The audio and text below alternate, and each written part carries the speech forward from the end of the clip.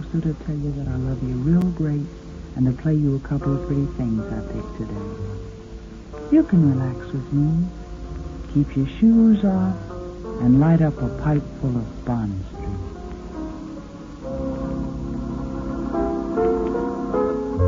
Who knows what tomorrow may bring? I wonder whether I'll know when my heart starts to sing.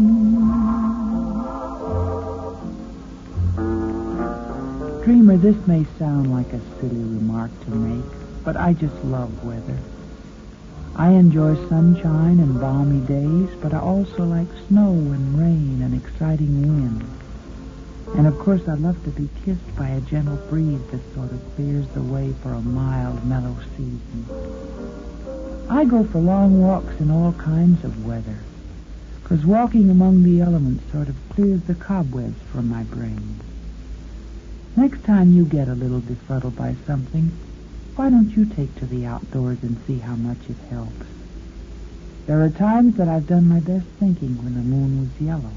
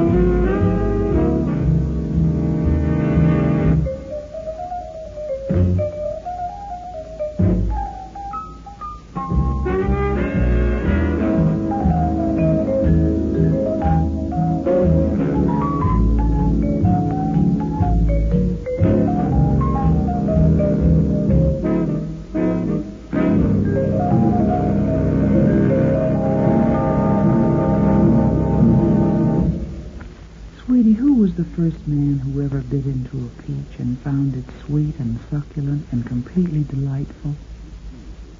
Who was the first man who touched his lips to the lips of the girl he loved and knew for the first time in history the shattering magic of a kiss? Nobody knows. But this much we do know. There is so much in this rich and glorious life waiting to be tried, to be tasted and discovered. And among the good things waiting for you is the mellow, magical experience of smoking mild, aromatic Bond Street tobacco. You'll never know, how can you, until you've tried Bond Street, how really wonderful a good pipe tobacco can taste. How mild and gentle, how rich and fragrant.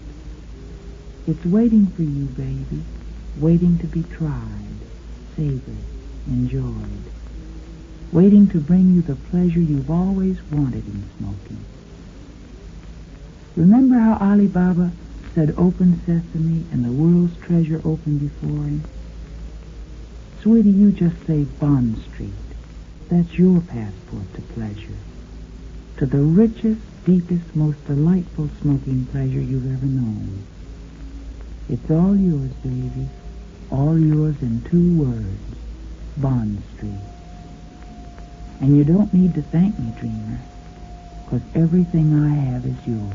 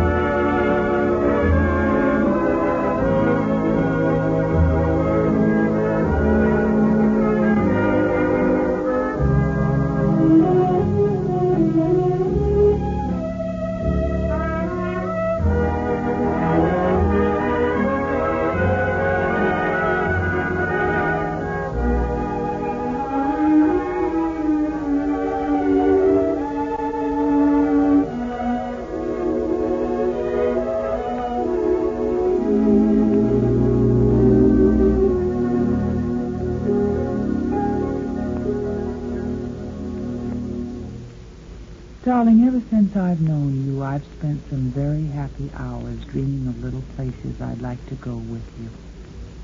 I think dinner for 2 in some remote spot is a very romantic custom. Were my dreams to come true, I'd like to go to a certain little restaurant I know that specializes in Chinese food. The decor of this little place is very pretty. It has a Hawaiian influence and lots of rich green jungle plants and tiny waterfalls that emanate from a faucet placed just above a number of giant man-trapped clamshells. And where at the stroke of midnight, the host of this little place always presents a necklace of fresh, fragrant blossoms to the lady of the evening.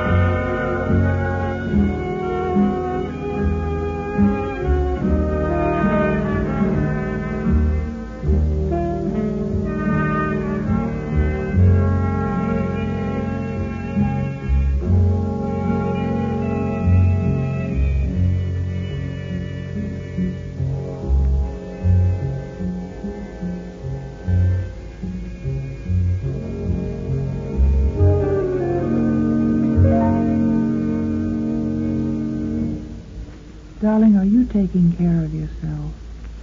Are you getting out during your off hours and enjoying life? That you have to do, Angel. It's as necessary as breathing. When you're enjoying something, it means you're relaxing. And when you're relaxed, you can whip the world. Did you ever notice how relaxed successful people are? And don't say they can relax because they're successful. No, baby, it works the other way around. They're successful because they've taken life in stride, relaxed. That's what I want for you. And that's why when you go on outings, I want you to take your favorite pipe along and plenty of Bond Street tobacco. For Bond Street adds a new dimension to the pleasure of pipe smoking. There's a mellowness in Bond Street that you'll like. It comes from a blend of the world's finest tobaccos. There's an aromatic enjoyment about Bond Street that comes from its fresh, clean bouquet. There's oh so much about Bond Street that you ought to know. So try it just once for me, baby. After that, you'll buy it always for you.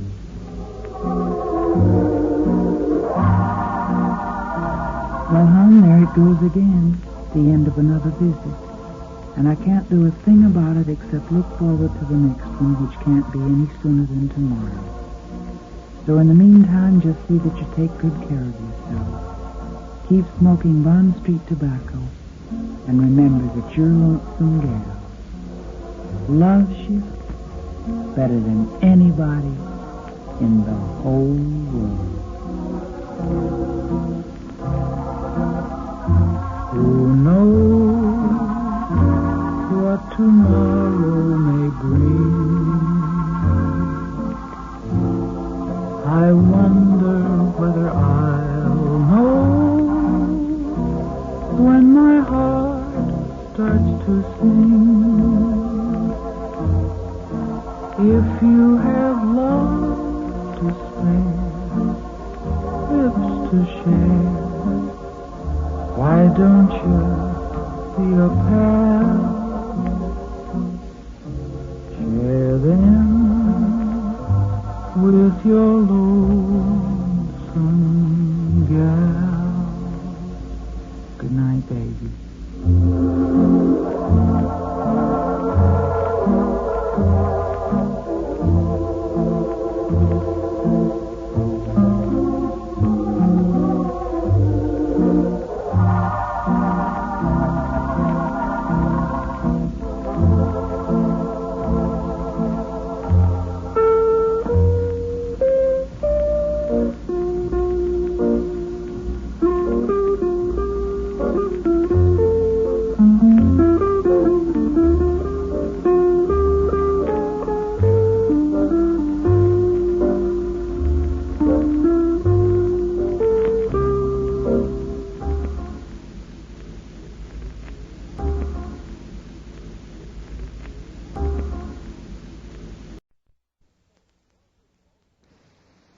Palmolive Soap, your beauty hope, and Lustre Cream Shampoo for soft, glamorous dream girl hair bring you Our Miss Brooks, starring Eve Arden.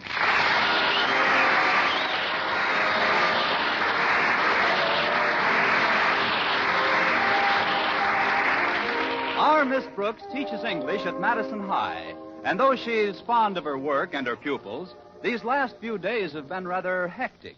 In fact, she's even had to neglect her favorite faculty member, biology teacher Philip Boynton. And when I have to neglect Mr. Boynton, you can be sure things are hectic. Of course, like most scientific men, he's rather preoccupied. But he doesn't spend all his time looking at frogs and white mice in his laboratory. No, indeed. Every Friday, he goes to the zoo and looks at frogs. But in spite of his apparent absorption in scientific matters, I can't help feeling that deep down underneath, there's a definite lack of interest in me. But I keep trying. Now, take this past week, for example. I had to get the midterm examinations ready, but I wanted desperately to get my work done by Thursday afternoon so I could keep a date we had for that evening. But maybe I'd better start at the beginning. Thursday morning, my landlady, Mrs. Davis, woke me promptly at 7:30. Oh, Connie, it's 7:30. You've got to get up. Come on in, Mrs. Davis. Time to rise and shine, my dear. Oh, I may rise, but you'll have to get your own shine. I'm glad you got me up on time, though. Maybe I can make up a few questions before my first class. I don't think you should do anything before you finish your work at school. You've been going at this midterm examination too hard, Connie. I don't like to scare you, but I'm worried about your health. Oh, it's sweet of you to take such an interest in me, Mrs. Davis, but work doesn't bother me. I'm healthy as a horse. Well, just the same, overwork isn't good for anyone, even a horse. You wouldn't want to get gray around the mane, would you? Oh. Heaven forfend. But I figured I'll be all right if I keep my fetlock shampooed regularly. Luster cream shampooed, that is. You've got to build yourself up, Connie. Here, I've brought you some juice to drink before breakfast. Taste it and tell me what you think it's made of. I should know better, but here goes. Oh, that's stronger than usual. What's in it, Connie? Well, I would say you took a raw potato, 1 hard-boiled egg, some rye crisp, a cup of kidney beans, and some spinach, and threw them into the mixmaster. You're slipping, dear. You forgot the hominy grits. Well, I think I'll skip the juice this morning, Mrs. Davis. I've got to hurry. Walter Denton's picking me up in his car. Oh, is yours in the shop again? Oh, definitely. But the repair job this time won't cost me as much as the fine I had to pay. $20 for parking. $20? Where in the world did you park? The lobby of the Stevens Hotel. But how did you ever get in there? Just like anybody else, through the revolving door.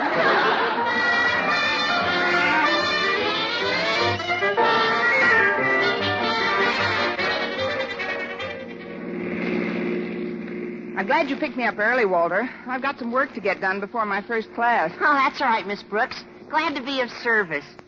But did you say you've got work to do before your first class? Yes, Walter, I'm preparing questions for your midterm exams. It's rather difficult getting the right ones.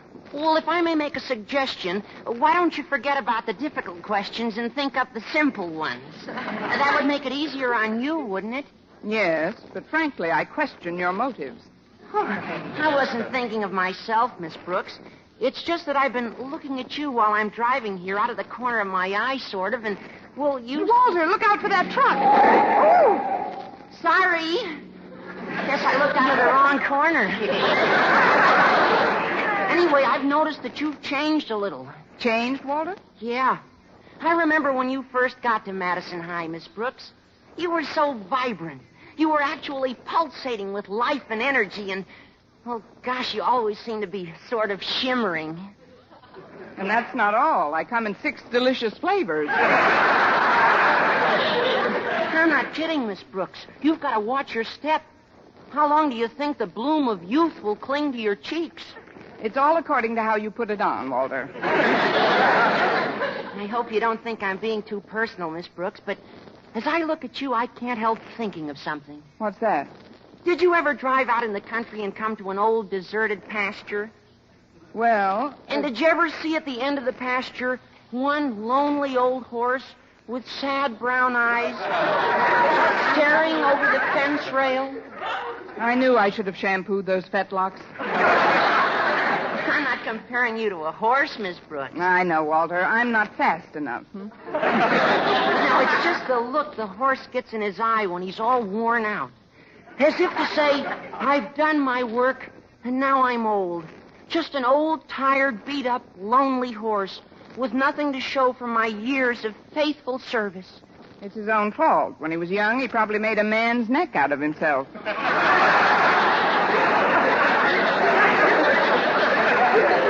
I appreciate your interest in me, Walter, but believe me, I'm not ready for the glue factory yet. I hope you're not offended, Miss Brooks. Oh, of course I'm not, Walter. You know how I feel about you.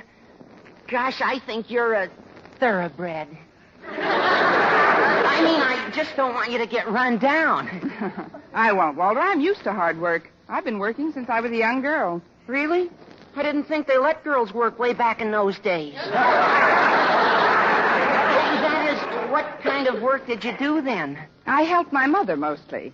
They had mothers in those days, too. Well, what did you do for your mother? While Father was out hunting dinner, I used to help clean up our cave. You sound a little sore, Miss Brooks. Oh, don't be silly, Walter. Why should I be sore? Well, the way I word things sometimes, it's a little unfortunate. Like the stuff about the horse and all. I know you meant it for my own good. Forget it, Walter. I have. Well, here we are. I'll find a place to park, Miss Brooks. You go ahead. Thanks, Walter. Oh, before you go, Yes, Miss Brooks? got a piece of sugar?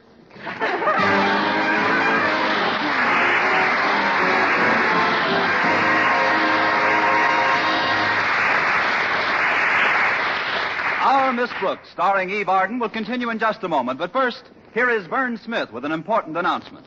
Palmolive Soap is giving away prizes worth $67,000. A grand prize of $25,000 in one lump sum or $100 a month for life. And that's not all. There are over 2,000 prizes in Palmolive's big treasure chest contest. Ford sedans, Westinghouse laundromats, From Silver Fox scarves, Toastmaster toasters. and it's easy to enter. Complete the last line of this jingle. A fresher, brighter-looking skin is something I would like to win.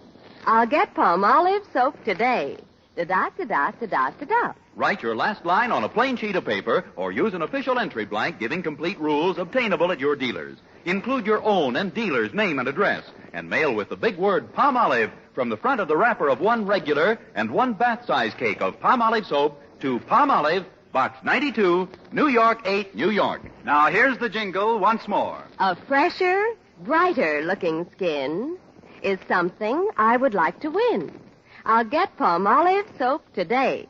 Da-da-da-da-da-da-da. Mail your entry to Palmolive, Box 92, New York 8, New York. But hurry! Contest closes November 20th. Enter this week.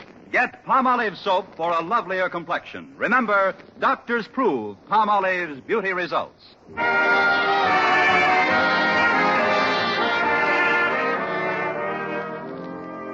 Daddy, you're the principal of this school, and you've got to do something about it. About what, Harriet? About what I've been talking about. Miss Brooks overworking. I was talking to Walter Denton, and he told me that Mrs. Davis told him that Miss Brooks is just killing herself. But, Harriet, Now, one way to scare a woman into doing something, or not doing something for that matter, is to make her think she's losing her looks.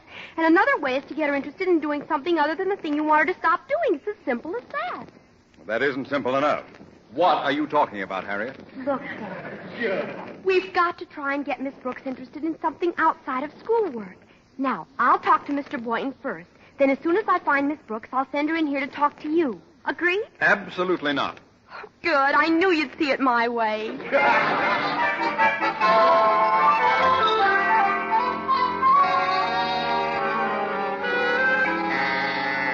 That's the end of the period, boys and girls. Class dismissed. Miss Brooks, could I talk to you for a minute? Certainly, Harriet. Come on up to my desk. Miss Brooks, as one woman to another, I'd like the privilege of being frank with you. Go ahead, Harriet.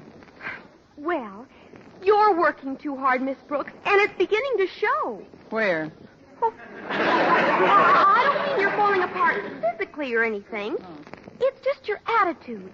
Since these midterm exams have to be written, you're almost constantly preoccupied. You don't seem to have your old sparkle and crackle. Oh, great. Now I'm a bowl of cereal. I know conditions in school are pretty awful nowadays, and, well, you've got a big load to pull. Here we go again. Idiot Miss Brooks. There's a look you get sometimes, like a... Oh, don't say it, Harriet. Oh, I wouldn't hurt your feelings for the world, Miss Brooks. There's nothing really radically wrong with you. It's just that you're taking this exam too seriously. Why, I noticed you yesterday in the cafeteria with Mr. Boynton. You just seemed to nibble at your food. Oh, that's just to make Mr. Boynton feel at home. He's very fond of rabbits, you know. You should forget about work when you're at lunch. Today I want you to relax. Sit down at that table and really tie the feed bag on. I'll cut those fetlocks off, that's what I'll do. Oh, by the way, Miss Brooks, Daddy would like to see you in his office. Mr. Conklin? What does he want to see me about, Harriet? Oh, I'm sure I don't know.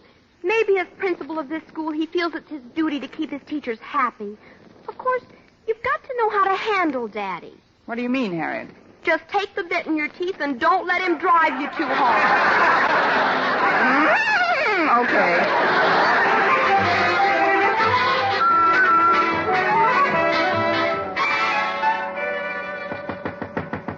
Come in. Oh, it's you, Miss Brooks. Have a chair. Thank you, Mr. Conklin. I was just finishing this report from the school board. Will you excuse me for a moment? Certainly, sir.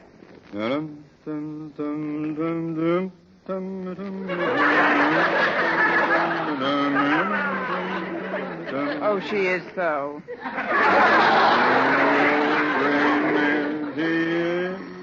No, excuse me, Miss Brooks. Hello? Hello, is that you, Osgood? Oh, yes, my dear. I'm glad you got my message to call me back. I just wanted to remind you that this afternoon we're going, you know where for tea. Oh, you mean to Mrs. Davis's? I haven't seen Margaret in ever so long. Miss Brooks will be there, too, won't she? Yes, Martha, that's the purpose of the little gathering, to help that party get her mind off. Well, that is, she's been working quite hard lately, and she looks like... That is her face. Confound it, Martha, I can't talk now. Oh, sure you can, Mr. Conklin. Just make believe I'm deaf, too. I'll call you later, Martha. Goodbye. Goodbye, Osgood. Oh, just one thing. Yes? If you see Miss Brooks, don't say anything about our dropping in today. Let's surprise her. Yes, Martha. Goodbye. That was my wife. She sends her regards, Miss Brooks. Oh, thank you, Mr. Conklin. No doubt you're wondering why I sent for you. Well, I'll be brief. During the war, my outfit had the most consistently high morale of any unit in Camp Bobrick, Ohio. Now, what has all this to do with you, you ask? A reasonable question. What has all this to do with you? I really don't know, Mr. Conklin. Of course you don't. Now, take the time we ran out of ping-pong balls. It was nobody's fault. As supply officer in charge of the post exchange, I had discharged my duties faithfully. But still, there it was. No ping-pong balls. There were murmurings from the men. Muttering and discontent swept through the recreation hall. But I refused to be thrown into a panic. Do you know what I did, Miss Brooks? I made those men use their heads. Weren't they a little big for me? I mean, how, Mr. Conklin? By finding another hobby. And that's what I called you here to tell you, Miss Brooks. You've got to find a hobby. Oh, but I have a hobby, Mr. Conklin. Oh, what is it? Collecting a biology teacher. That is, Mr. Boynton and I go to the zoo every Friday. I'm afraid that isn't enough of a change for you, Miss Brooks. No, what you've got to do is learn how to relax. Have a good time. Oh, but Mr. Conklin... Don't interrupt. You've got to concentrate on some outside interest, Miss Brooks. Fun. That's what you've got to have.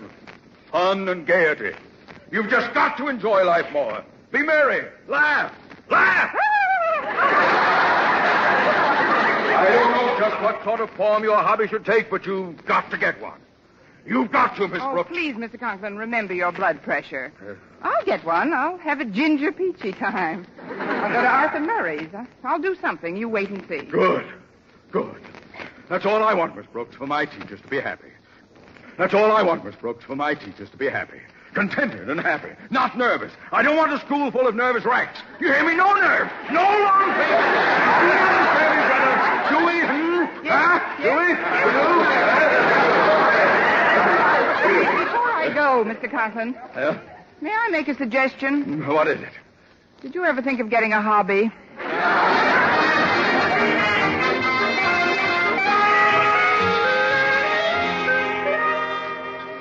The cafeteria is pretty crowded today, Miss Brooks. I don't know how you managed to get this table. Oh, it wasn't hard, Mr. Boynton. I just told the two students who were sitting here I'd flunk them if they didn't leave. Oh, you wouldn't do that, Miss Brooks. No, not actually. I'll get our lunch, Miss Brooks. Just tell me what you want. Oh, I'll go along. It's fun to shove the little tray along the little railing. Gives me a feeling of power. No, I'd rather you sit here and take it easy. I've noticed how hard you've been working, Miss Brooks, and now that I see you, there's something in your eyes lately that, well, I can't be specific, but they just seem to say... All these years of faithful service, and what have I got to show for it? Exactly. Mm-hmm. Now, I know you've got to get your exam questions set, but the race isn't always to the swift. You've been whipping yourself terribly. Oh, fine. Now I'm my own jockey. I just want you to know, Miss Brooks, that if there's anything troubling you, anything at all, I'd be happy to have you cry on my shoulder. I'd rather laugh up your sleeve. I mean, laugh on that shoulder. Oh, look, Mr. Boynton, it's nice of you to be so concerned, but there's nothing wrong with me. You're right. There isn't a thing wrong with you that a good hobby won't cure. Yes, I know. And I've thought of a wonderful hobby. What's that, Miss Brooks? It's called short ribs of beef and boiled potato. Would you get me some? Why, certainly. You hold our places here, and I'll be right back. Okay, Mr. Boynton. Well, let's see now. Where's that book of questions in English Lit? Maybe I can get a little work done while I'm waiting. Hi, Miss Brooks. Eat lunch yet? No, Walter, but Mr. Boynton's getting me some. Oh, and then I won't sit down. Good. Have you seen Harriet Conklin? No, not since this morning, Walter. She seems to have noticed my disintegration, too. Really? Mine has been the swiftest decline since the fall of the Roman Empire. Tell me something, Miss Brooks. Did you ever collect stamps? No, I never did. Then you're in for a treat. See you later with my album. We'll put in a few hundred new specimens I just got. A few hundred? Oh, look, Walter, I'm allergic to mucilage. You better stop at the delicatessen and pick up a spare tongue. Well, so long, Miss Brooks. I'll see you after school. So long, Walter. Oh, what's the use? I'll just have to lock myself in a room if I want to work. Hello, Miss Brooks. Have a nice chat with Daddy? Yes, Harriet, a nice apoplectic tete-a-tete. Your father told me to get a hobby. Have you hit on one yet? No, not yet. Oh, I'm glad. I've got one you'll just go mad for. Patternless crossword puzzles. I'll bring a big super special one over this afternoon. See you then, Miss Brooks. Goodbye, Harriet. And goodbye to my date with Mr. Boynton tonight. Oh, did someone mention my name? Oh, hello, Mr. Boynton. Say, those short ribs look good. Yes, they do. I hope you like to eat them the way I do. Plenty of horseradish. Don't mention it. Well, let's begin. Here's your dish, and here's your knife and fork. Oh, thank you. That was good. What's for dessert? Brooks, you didn't bolt your lunch down already. I'm afraid I did, Mr. Boynton. I've got to get some work done before my afternoon classes. Well, this is terrible, Miss Brooks. You're all keyed up. Look, do you play chess? Not if I can help it, Mr. Boynton.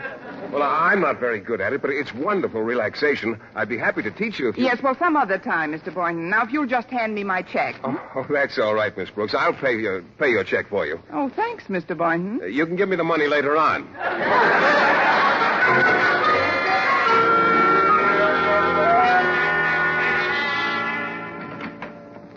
I'm home, Mrs. Davis. Yoo-hoo, Mrs. Davis. I'm in the living room, Connie. Come on in. Well, I didn't get much of my test prepared at school, Mrs. Davis, so I've got to get to work right That can wait. I've got the yarn right here and 2 sets of extra large needles. Just look at them. My seconds will call on you at dawn. What in the world are those foils for, Mrs. Davis? I'm going to teach you to knit. With this equipment, it won't be any time at all before you have yourself a nice Afghan. I don't want myself a nice Afghan. Give me an American boy every time. Knitting is just wonderful for the nerves, Connie. Just sit right here and help me roll this skein into a ball. Oh, but Mrs. Davis, I do it for you, Connie. Oh, all right. What do I do first? Just hold your hands about 6 inches apart. That's the girl. Now I'll start winding. Around and around and around and around and around and around and around and around and around and around and around and around and around. Why, what's the matter, Connie? Nothing. I just wanted to break the monotony. Now tell the truth, Connie. Isn't this fun? Oh, yes, indeed. This is more fun than drawing your fingernail over a slate. Now that we've got a ball, I'll show you how to cast on. Okay. What did you say, dear? Oh, it's the cat. Go away, Minerva. We're busy. Maybe she wants some milk. No, she just had her lunch. I made it for her myself. Maybe she wants some bicarbonate. Now, the first thing we do is catch the yarn onto one needle. So, like this, and like this. Oh, now don't unwind the yarn, Minerva. Be a good girl now. Yes, Minerva, be a good girl, and I'll boost you up to the goldfish bowl later on. Look, Mrs. Davis, if it's all the same to you, let's let Minerva knit for a while, and I'll play with the ball. You'll catch on to it in no time, Connie. Oh, I really must get some work done. If you'll excuse me, I'd like to go into the dining room. I can spread my reference books out on the table there. Very well, Connie. We'll do some more knitting, but the dining room? Oh, I knew there was something I forgot. You better get in there right away, Connie. You've got company. That's what I like, prompt messages. Well, hello. Well, I guess I beat you home, Miss Brooks. I guess you did, Mr. Boynton. So did I, Miss Brooks. Harriet, did you two come over together? Yes, we did. Oh. I drove him. All this and Walter, too? Well, now that we're all here, suppose we all keep nice and quiet while I do some work. Oh, you can work later, Miss Brooks. Here, I've got the board all set up. Let me show you how to play chess. Go ahead, Miss Brooks. I'll start sorting my stamps and looking for prize specimens to show you. And I'll get a crossword puzzle started so it won't be too difficult Oh, for but you. listen, The first row, here, these little ones here are pawns. They move 1 or 2 spaces forward. I know the moves of the pieces, Mr. Boynton, but honestly, Well, I let's just don't play have- one game, Miss Brooks. I'll go first. There. Now, don't rush yourself. Chess is a very patient, easy-going game. Have you got a clean handkerchief, Miss Brooks? I have to clean my magnifying glass.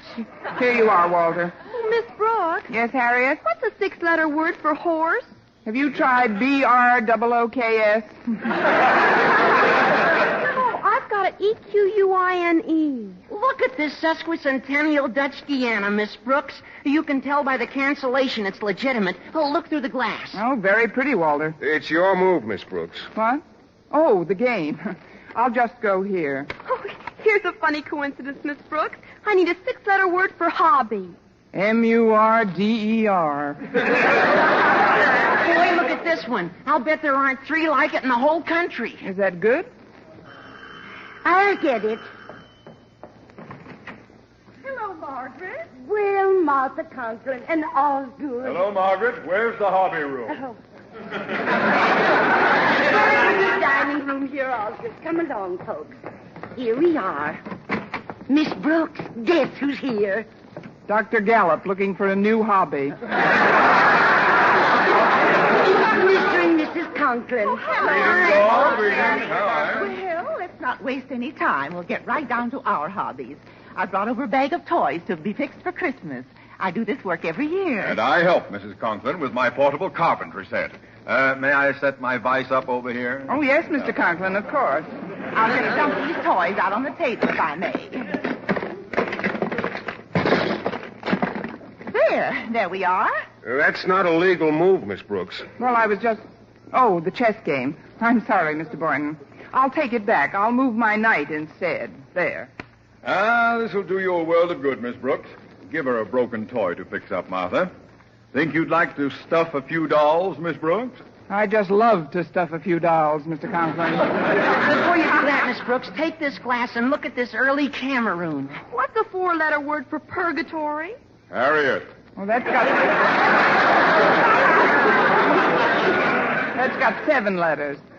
Oh, you mean Harriet. The knight can only go 2 squares vertical and 1 diagonal. Oh, look at this cute little mechanical man. He can walk and everything. I'll just wind him up. Give me some of those pool toys to plane down, Martha. Here you are, dear. Are you having fun, Miss Brooks? Oh, loads, Mrs. Conklin, but would you call the little mechanical man back? He's biting my knitting needles. His electric drill's a beauty. Oh, I think it was a wonderful idea, Daddy, our having a hobby afternoon together. Oh, so do I, Osgood. It's so entertaining. Sure takes your mind off things. I'd better saw some of this down here. What do you mean, Mr. Boynton? The knight can only move 2 squares vertical. Oh, here's an awfully cute little wagon. It'll be as good as new when we fix the bell. There. Martha, could you show me that new drop stitch you mentioned last week on the phone? Oh, that wasn't a drop stitch, Margaret. That was a cable, I believe. These loose nails will never do. Never do.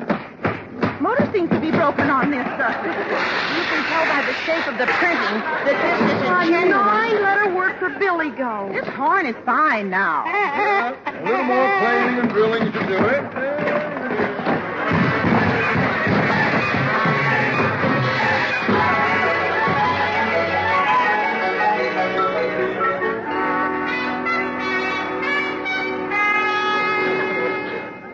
Well, that does does it? The last toy is fixed. Yes, and the dolls are all stuffed and painted. It's been a lovely afternoon, Mrs. Davis. Thank you, Osgood. It was nice to have you over. Well, the main thing, of course, is that we were able to interest Miss Brooks in something that could take... Miss Brooks? Miss Brooks? She isn't here. Oh, that's funny. Where could she be? I'll answer it. Hello? Hello, Mrs. Davis. This is Miss Brooks. Connie, where in the world are you? I've discovered a wonderful hobby, Mrs. Davis. What is it, Connie? Making up examination questions in the balcony of the Bijou.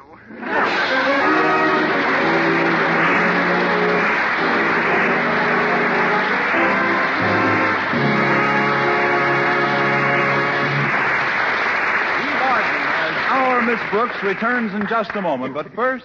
Dream girl, beautiful luster cream girl. Tonight, show him how much lovelier your hair can look after a Luster Cream shampoo.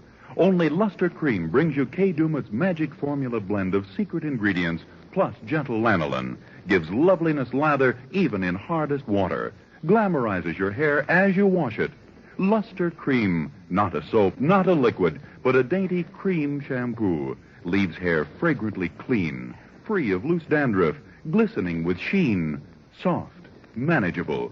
Gives new beauty to all hairdos or permanents. 4-ounce jar, $1. Smaller sizes, either tubes or jars. Tonight, try Luster Cream shampoo and be a Dream girl, beautiful luster cream girl. You owe your crowning glory to a luster cream shampoo. And now, once again, here is our Miss Brooks. Well, I didn't get many questions done, but I did see Rita Hayworth in Loves of Carmen. I knew, of course, that with the examination questions still to be done, I'd have to cancel my date with Mr. Boynton. But that was almost inevitable from the beginning.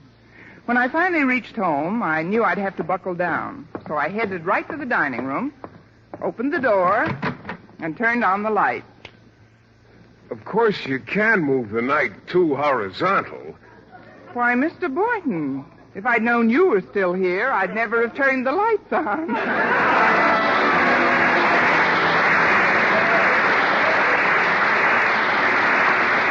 Next week, tune into another Our Miss Brooks show brought to you by Palmolive Soap, your beauty hope, and Luster Cream Shampoo for soft, glamorous dream girl hair.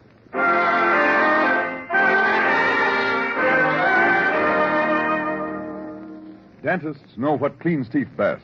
And over 4,000 dentists say Colgate tooth powder with a 2-minute routine gets teeth sparkling and super clean. So to remove dull film and get your teeth shining clean, just brush teeth 2 minutes morning and night with Colgate tooth powder. Brush inside, outside, and biting surfaces. Always brush away from the gums. See how quickly this gets teeth naturally bright. It removes dull film that improper brushing misses. And Colgate tooth powder also sweetens your breath. Try it. Buy Colgate tooth powder today.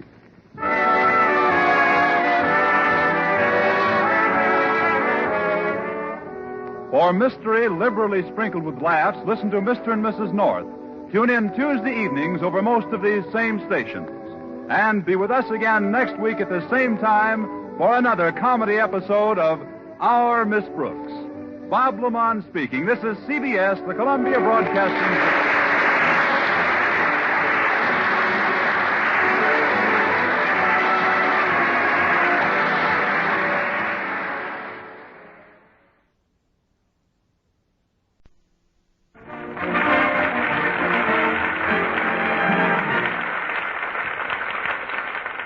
Well, Daddy, played by Hanley Stafford, is on his vacation. He was all set for a camping trip in the mountains, but Mother wanted him to take the children to the beach.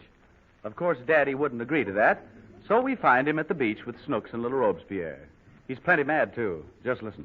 Oh, I'm sick of playing nursemaid every day in the year. Stinky's yelling, Daddy. I know, I can hear him. Don't call him Stinky. Baby, quiet. What have you got to yell about? Let's bury him in the sand. You mind your own business. Give me his bottle. Please? Please. Hurry up. It's in the bag with the chocolate bar. Here's the bottle, Daddy. What happened to his milk? Snooks, It could have spilled, couldn't it? what happened to Robespierre's milk? I was only going to drink half, Daddy. Uh-huh. But the bottom half looked creamier than the top, so I... You little scavenger. I told him you won't touch your own milk. But here, you steal your little brother's. Ain't it awful? Well, just for that, you won't get any of the chocolate. I don't care. It ain't good chocolate anyway. How do you know? 'Cause I ate it all up. Oh, you wait. Baby, I'll get you some milk in a minute. Oh, here. Chew on this ham sandwich. I want to go swimming. Sit still. You can't go in yet. Why? Because you have to wait until your food digests. I want to go swimming. No. Well, just let me gargle my feet in the water. You can't go near the water at all. In the first place, the waves are too high. And I don't want you to get washed away. Why? You may well ask.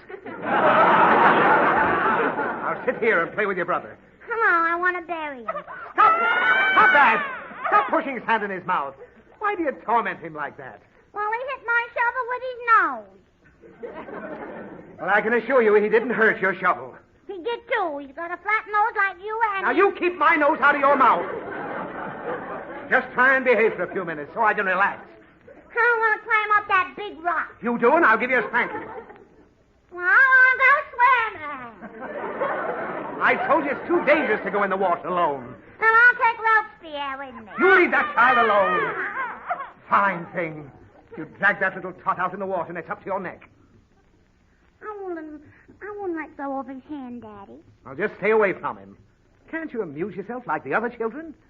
Look at that lady with those two nice children. She's pretty, ain't she, Daddy?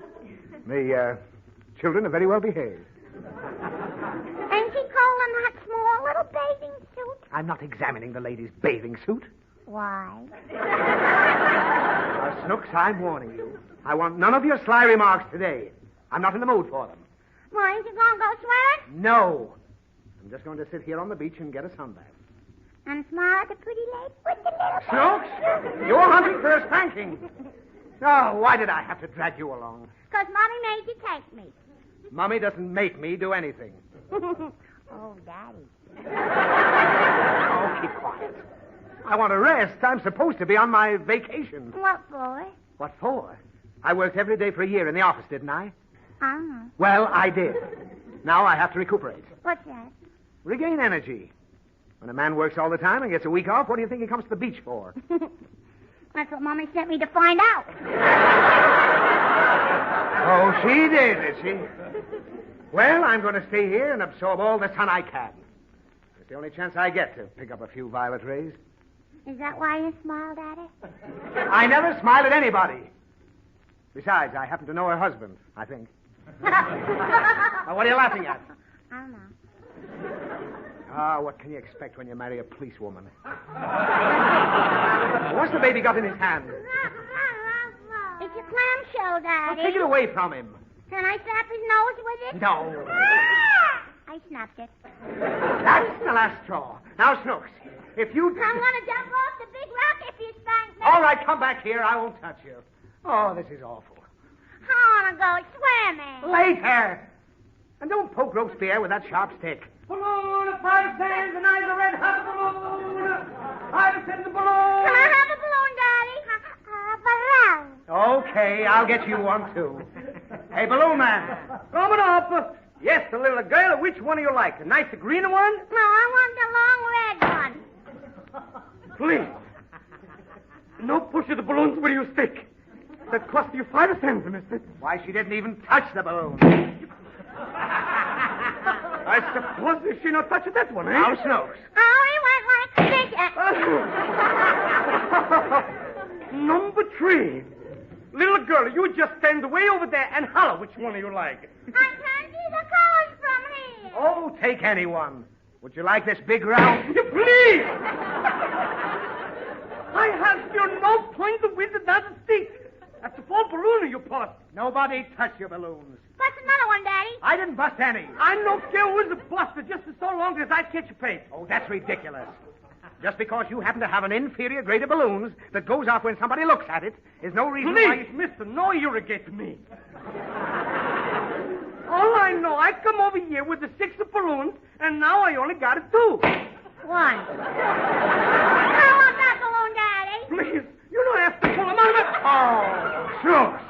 I saw you burst that one with my own eyes. I'd like to have 30 cents, please. I should say not. Then I'm going to call a policeman. Well, go ahead and call him. I'll give you a nickel for that last balloon, and that's all. Oh, where's the baby? I buried him in the sand, Daddy. Oh! I left his nose sticking out. Mr. Policeman! Oh, Robespierre, are you all right? There, baby.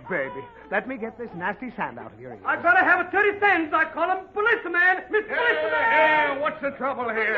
Oh, the whole thing is nonsense. I'll pay for the balloon that my child broke, but if he...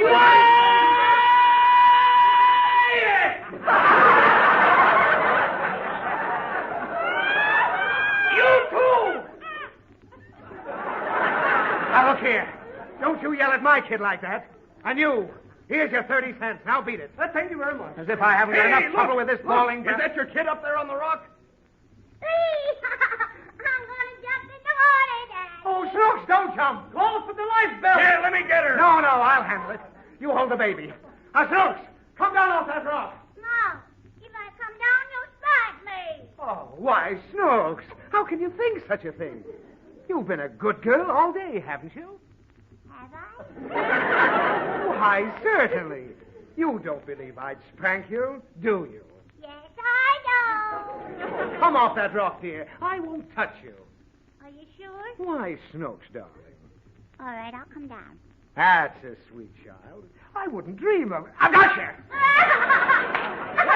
That's good. Here's your 30 cents. That was worth it. Now will you behave? Here, take the baby too, brother, and peace be with you. Oh, this is my vacation. Ah, nuts.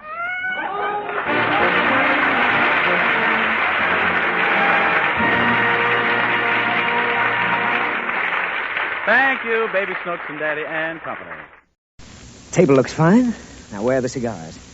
Oh, here. Mm-hmm. I guess he'll fall for this layout, all right. Hello, Daddy. Oh, hello, Snooks. Oh, let's have a look at you. Why did I have to put on my new dress, Daddy? Because my boss is coming for dinner. Why? Well, we don't have guests very often, and it's good to make social contacts and fraternize with intellectual people. My boss is a very smart man, and I like to listen to his conversation. You understand? Uh-huh. You're trying to get a raise. Nothing of the kind. And I don't want you making any cracks when he gets here either. I won't, Daddy. Above all, don't say anything about his hair. Why? Just don't, that's all. What's the matter with his hair? Nothing. I'm just warning you not to make any remarks about it. All right. And listen, Snooks. You're not to come into the dining room while we're having dinner. Not even if my boss asks you to. Why? Never mind why. All I want you to do is greet Mr. Gordon and then run upstairs and play. All right. And now we'd better have a little rehearsal. I'll be Mr. Gordon. Who's he? My boss. I'll be my boss. Huh? I said I'm Mr. Gordon. No, you ain't. You're my daddy. We're just pretending. I want to make sure you'll behave nicely when Mr. Gordon comes. Now, I'm Mr. Gordon, and I'm coming in. Oh, good evening, Snooks. Hello, Daddy. No. Say good evening to Mr. Gordon. Where is he? He's not here yet. And why should I say good evening to him? You're not saying it to him, you're saying it to me. Right now, I'm Mr. Gordon, even though I'm still your daddy. And while Mr. Gordon isn't even here yet, you can say good evening to him because you're really saying it to me. And don't ask me if I feel all right. Why? Now, don't you start to irritate me, Snooks. And another thing, in case Mr. Gordon asks you to come in to dinner, I want you to say no thanks. I've already eaten. Now, let's try it. All right. Now, here we go. Where are we going? Nowhere! Ah. Now, let's try it. Oh, good evening, Snooks. No, thank you. I've already eaten. Say good evening first. Why? Because you've got to greet him. Now, let's try it again. Good evening, Snooks. Good evening, Mr. Gordon. Fine. Oh, Snooks, will you come in and eat with us? Uh-huh. No, I told you to say you'd already eaten. I'm still hungry. Just the same, you've got to say I've already eaten. Huh? Say I've already eaten. Good evening, Snooks. Will you eat with us? Daddy's already eaten, but I'm hungry. No. Snooks, I don't want to lose my temper with you. When he asks you to come in and eat, just say... Oh, there he is now. Now, remember, Snooks. All right. Oh, come right in, Mr. Gordon. Nice place you have here. Oh, is this Baby Snooks? Yes, sir, Mr. Gordon. Shake hands with Mr. Gordon, Snooks. Hello. What a cute child. Dinner's all ready. Okay. Snooks, will you have a bite with us? Snooks. I say, will you have a bite with us? No, thanks. I've already bitten. Well, run along upstairs and play, Snooks.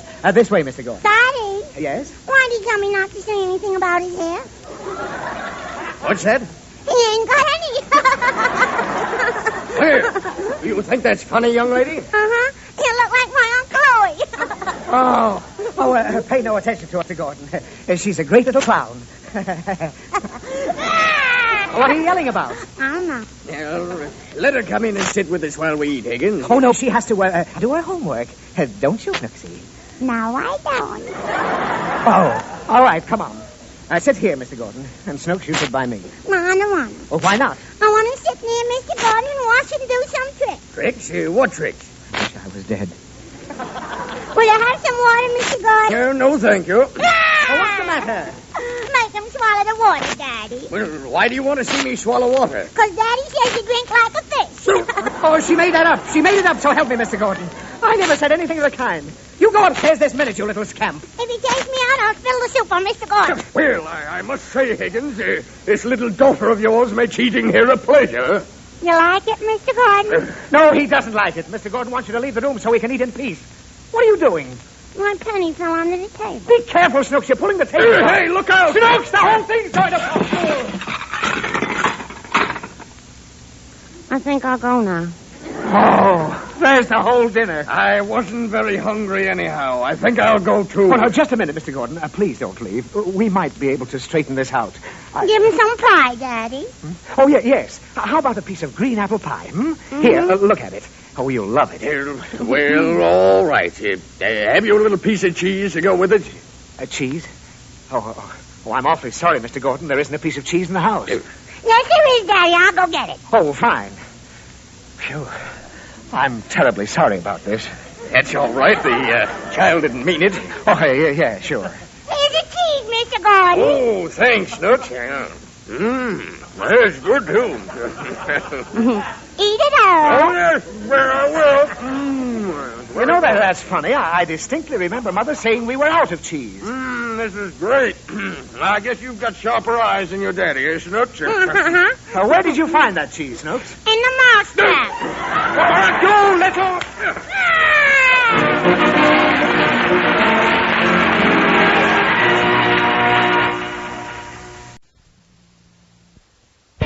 You all remember Metro-Goldwyn-Mayer's famous Maisie picture. In just a moment, you'll hear Maisie in Radio, starring the same glamorous star you all went to see and loved on the screen, Ann Sothern. But first, your announcer.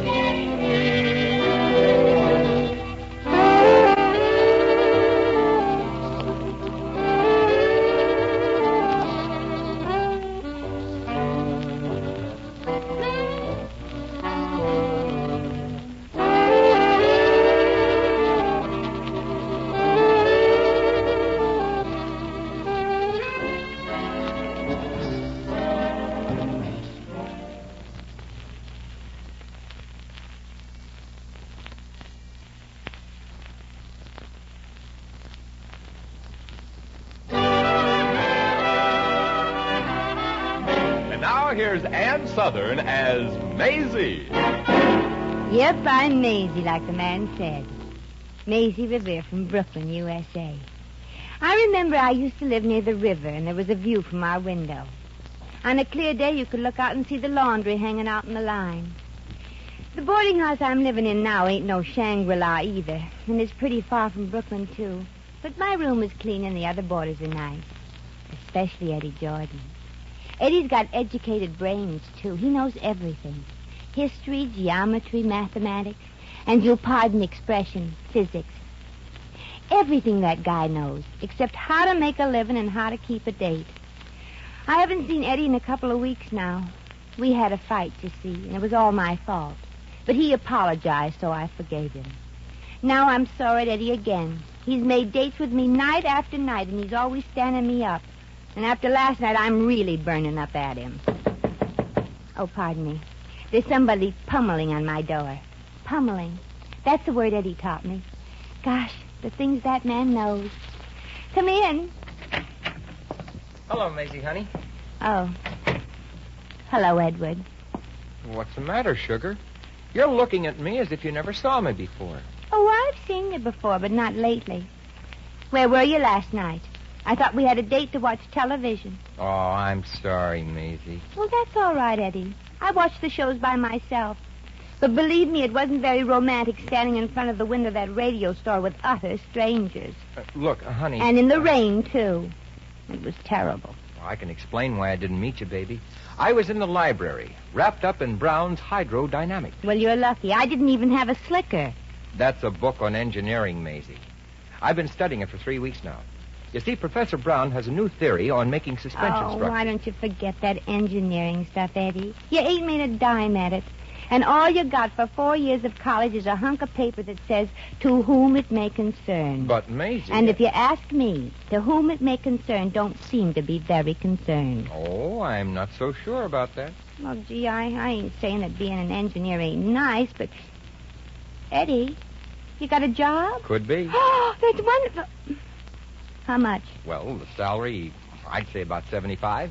$75 a week? Hmm? Eddie, we're millionaires.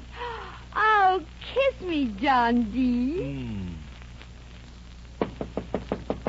Come in.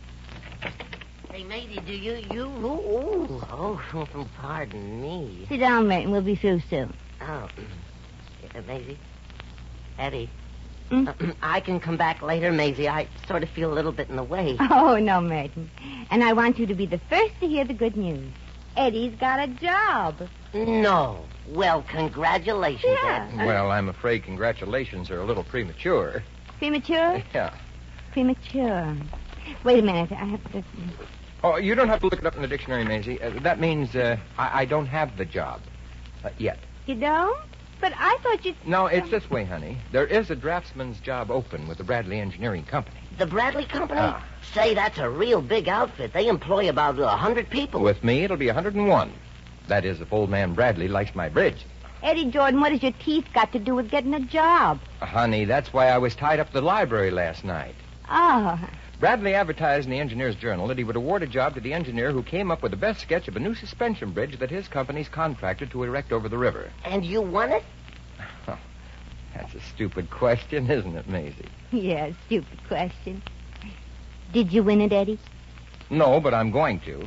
I got a swell idea from reading Professor Brown's new book last night. And, honey, I've got a sneaking suspicion that it's just what the doctor ordered. Oh, you mean when Bradley gets a load of your sketch, he's bound to give you the job? That's right, Merton. Gosh, I'm so happy I could kiss you. Oh, please, Eddie, you're an engaged man, practically. He means me. Oh, well, I'm glad. But I've still got some work to do on that sketch. I'm going to need the professor's book for reference. I'll see you when I get back from the library. Oh, but, honey, couldn't I go with you? I get so lonesome being here by myself. Oh, I'll stay with you, Maisie. I don't get that kind of lonesome. Oh. Look, honey, I've got to get that sketch into Mr. Bradley by tomorrow morning. The competition closes then. See you later, babe. Mm-hmm. I've got to pick up my notes in my room and get to that library. Mm-hmm. And I hope Gladys hasn't loaned out that book. Yeah, I hope Gladys hasn't loaned out that... Gladys? Yeah, Maisie, that's the librarian's name. Gladys Hornswogglendorf. Oh, well, I guess I don't have to worry about leaving Eddie alone with anybody with a name like that. She's probably one of those dried-out old maids with a face like a prune, huh? Uh-uh. No prune? No prune. Oh. What's she like, Mert? Well, she's, quote, unquote. Oh. And Eddie calls her by her first name, too. Yeah, well, that don't mean anything, Maisie. No, I guess that don't mean anything. Well, I've got my notes. I'm off to the library. Just a minute, Eddie. I'll get my hat. Get your hat? What for? I just remembered. I haven't read a book in years.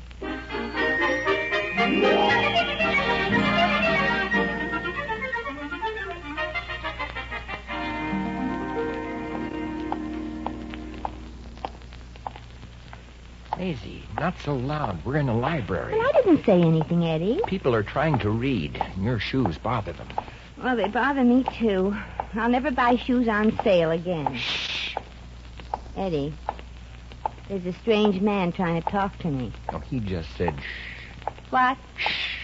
Please, this is a library. I know. I can tell by all the books. Maisie, shh. That's much better. Over here, Maisie. She's pretty, isn't she, Eddie? Who is? Gladys. Look, Maisie, I don't know what's cooking in that beautiful head of yours, but this is a library. I only come here to get books. Technical books. I'm working on a bridge. I've got plans. That's why I came along.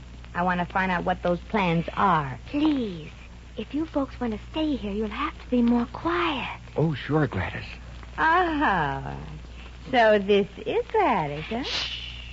Please, miss. Some people come in here to read. And other people come in here for other reasons. Maisie, are you out of your mind? What? Answer the man, lady, so we can all go back to our silly reading. Oh, shut up. This is a library. You'll have to whisper. Oh, I'm sorry. Hey, mister. Yeah? Shut up. Please. Now, if you can't be quiet, I'll have to ask you both to leave. Sure. Don't mind Maisie, Gladys. Oh. So you're the girl Eddie told me so much about. Yes. And you're the girl he told me so little about. Gladys, I'd like to take out something. Oh, sure, Eddie. Oh, don't get so excited, Gladys. You're not the something he'd like to take out, I hope. I'm talking about a book. I was using it yesterday. Professor Brown's Theory of Hydrodynamics. Oh, it hasn't been loaned out yet, Eddie. You'll find it back in the technological section, as usual. Thanks. I'll be right back, Maisie. I'd like to take out a book, too. Anything particular in mind, honey? No. Just something to walk around with on my head. I want to improve my posture. Oh, yes. Eddie. Yes? A new book on suspension bridges just came in. Yeah. It's way back in the last aisle. In case you're interested, I'd be glad to go with you. Never mind, dearie. I think we can get along without you. But it's pretty dark back there, if you know what I mean. That's why we can get along without you, if you know what I mean. Come on, Eddie.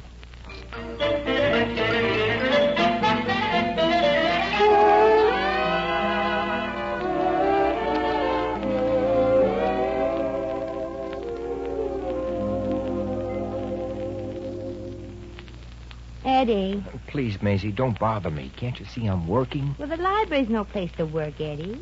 You got your Professor Brown's book, so how's about coming back to the boarding house if you have to scribble things on paper? These aren't scribblings, Maisie. They're rough plans for that bridge sketch. I have to have it tomorrow for Mr. Bradley, remember? Well, why can't you take the book home and work on the plans there? Where you won't be disturbed by looking up. Looking up? Yeah, at that Gladys. Maisie, when I look up, I'm just thinking. Yeah, but I ain't so sure I like what you're thinking. Oh, for heaven's sake, Maisie, please let me study. You be quiet. Shut up. Don't you dare talk to my girl like that. He really loves me. This has gone far enough. What's the matter, jealous? You're creating a disturbance. I'll have to ask you two to leave. But the book, I haven't finished. I'm sorry, Eddie. But you know the rules. Yeah. Come on, Maisie. No, I'm sorry, Eddie.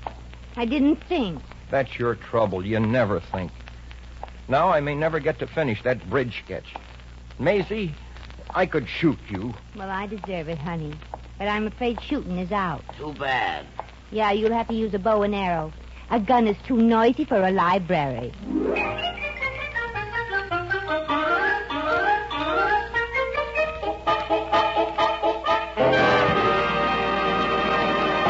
The Adventures of Maisie, starring Ann Southern, will continue in just a moment.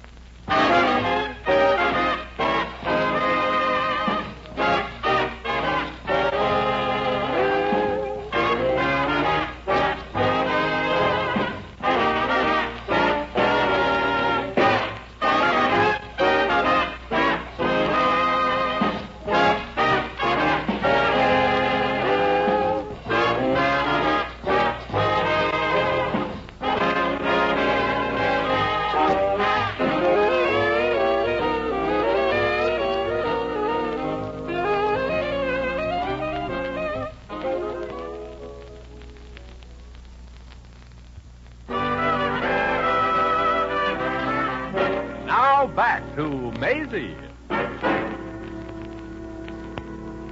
Oh, gosh, Maisie, I'm sorry about giving you that bum steer about Eddie and that librarian. This whole mess is my fault. No, it's mine, Merton. I guess I'm just a drip. Huh?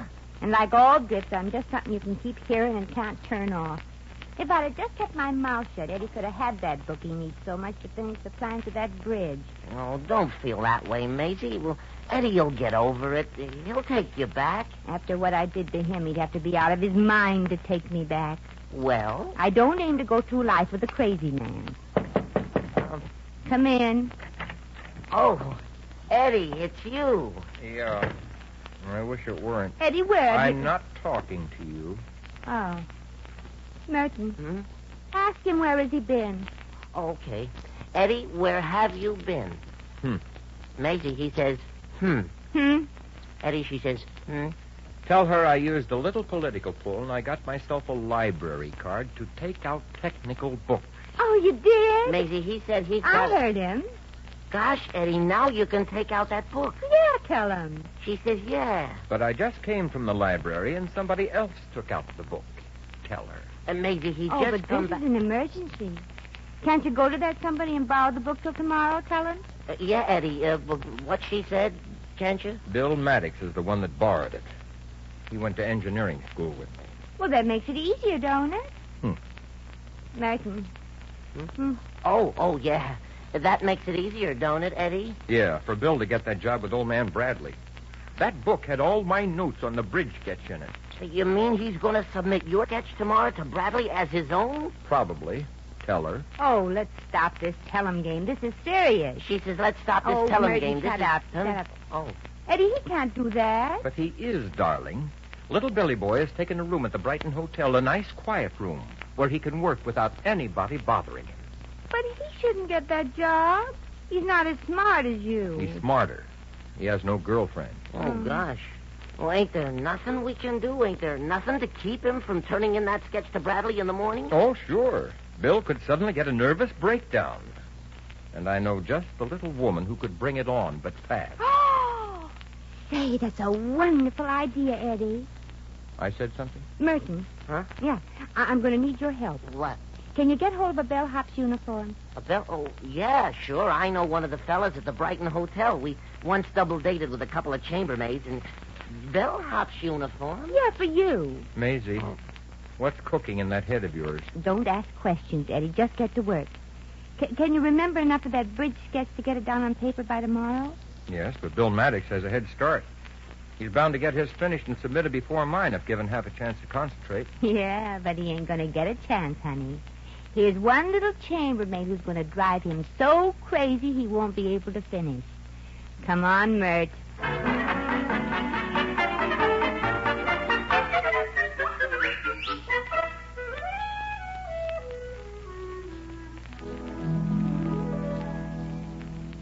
Oh, good evening, sir. And what can I do for you?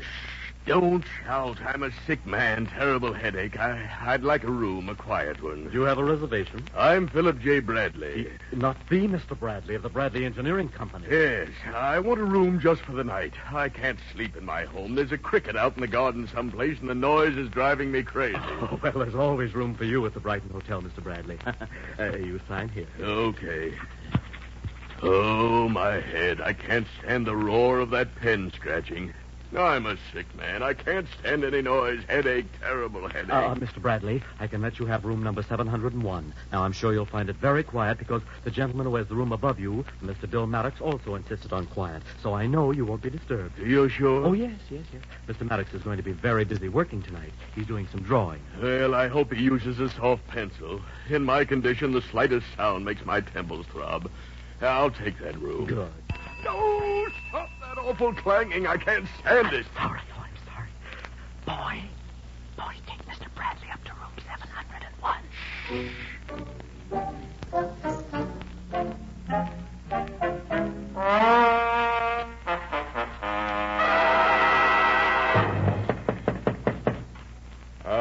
Oh, come in. Mr. Maddox. Mr. Bill Maddox. Yeah?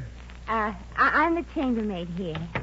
I just wanted to find out whether you're comfortable. Oh, Very, miss. Oh, that's fine. We always like to have people who stay at the hotel very Yes, well, if you'll comfortably. excuse me, I'll get back to work. You see, I've got a very important bridge sketch I've got to finish. Oh, I used to play bridge once. Miss. Now, if we only had Miss, a third please. or a fourth, why we Please. could... Huh? Now, this cable goes here. Oh. And this one goes... You know something, Mr. Maddox? What? You shouldn't sit in that straight-back chair. That rocking chair is much more comfortable. This cable... Miss, I can't work in a rocking chair. Rocking makes me sleepy. Well, it won't rock if it was nailed to the floor. You... Look, miss, I'm busy. Oh, that's really. all right. I'm not. Hey, Martin! What do you want, man? Say, what is this? Look, bellhop, will you in this chambermaid... Nail the rocker to the floor? You... Certainly. Let's do it, Martin. Yeah, I just happen to have a hammer and nails with me. Good. There. Uh-huh. Hand me another nail, maybe. Mhm. Thank you. Yeah, that's good. That ought to do it. Yeah, it won't budge. Please.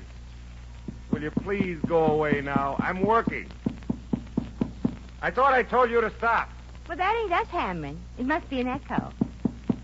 Or might. It's coming from room downstairs. Now, look, please. I've got work to do. Now, you two, get out of here. Well, okay. Come on, Mike. At last. Now, where was I? Oh, yeah. This cable goes... Yeah, it goes here. And the angle of inclination is... Hello. You again. I'm sorry, but we chambermaids got to spend at least a half an hour in each room. Rules, you know. Okay. Just sit down. Any place. But be quiet. Sure. Now, good. The angle of inclination is... The angle... Must you hum, miss? Well, I got to do something to keep me occupied. The angle... Come in. I didn't hear any knock. Oh, well, no use waiting till the last minute. See, there it is now. Come in. Oh, fine. Good evening, sir. Would you care for a picture of Ike's water? No, get out. Okay. Now, where have you... Now, where was I? The angle... of You'll be inclination- sure to ring if you change your mind. Get out! I'll never get this sketch finished. The angle... Mr. Maddox, does it annoy you that bad? What? The water dripping from that leaky faucet in the bathroom. I can't even hear it. Oh, of course you can. Listen real close. You? Mhm. Oh, yes. Yeah, I can hear it. Now, it doesn't bother me, no. Oh, but it Now, might. A thing like that can get to be very annoying. I'd better go in and fix it. Yeah. Yeah, go ahead. Anything to get you out of the way. Now, the angle... Now, let's see. Plumbers always start by banging on the pipe. Stop that! Stop that! I did. The dripping is gone. Thank goodness. Now I can get back to work. Oh, now it's running. I better hit these pipes some more. Oh, that echo again. Miss.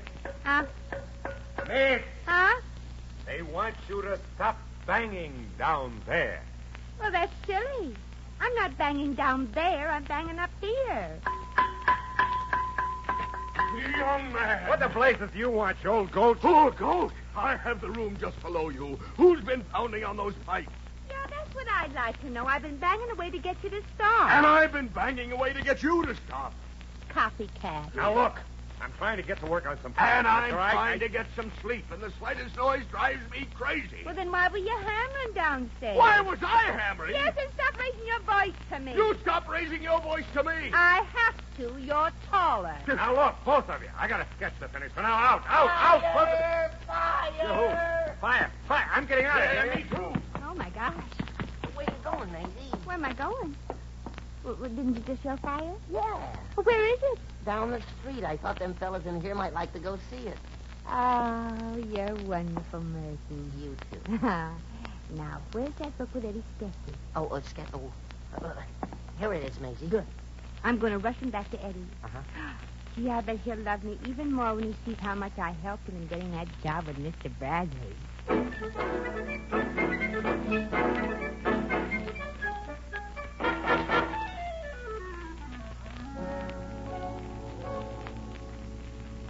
gosh.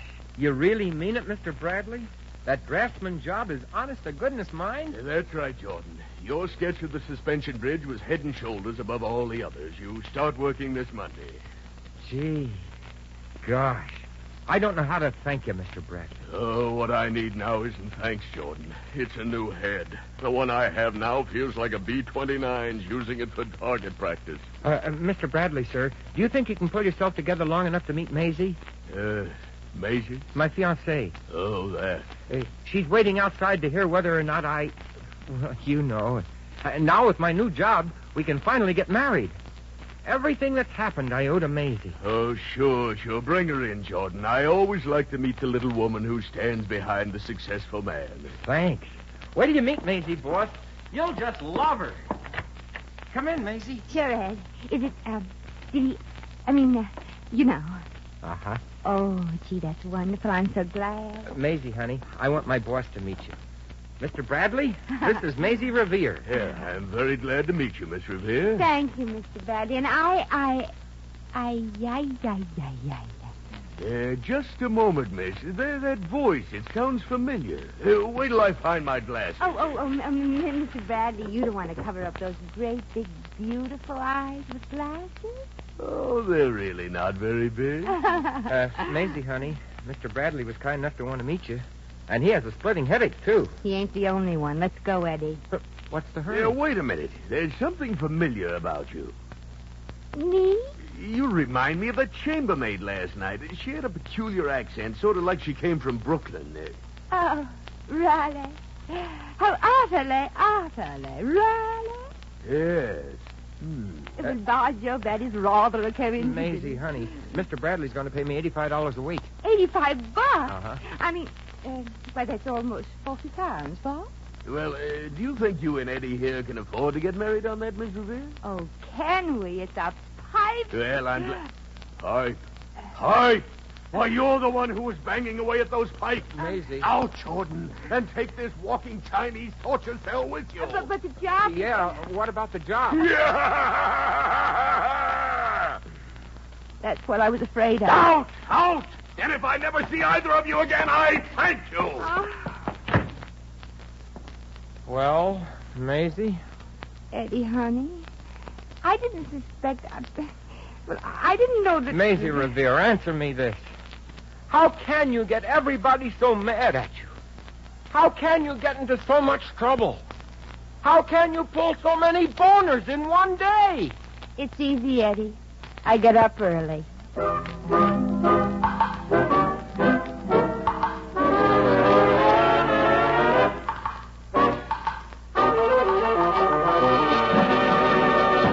In just a moment, we shall return to the adventures of Maisie.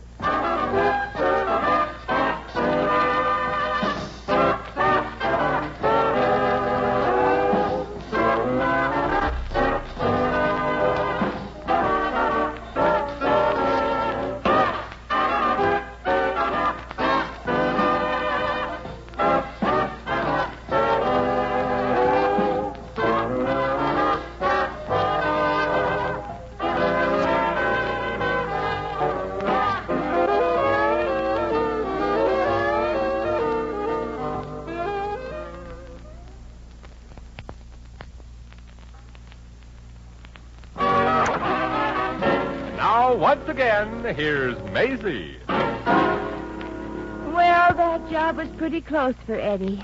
But as the janitor said to the man who just missed the cuspidor, close isn't good enough. I tried, though.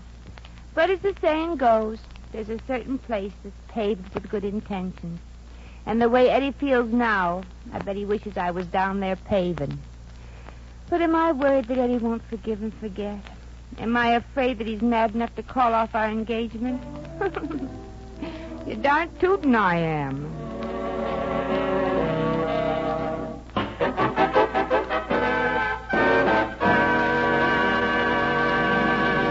You've just heard The Adventures of Maisie, starring Ann Sothern.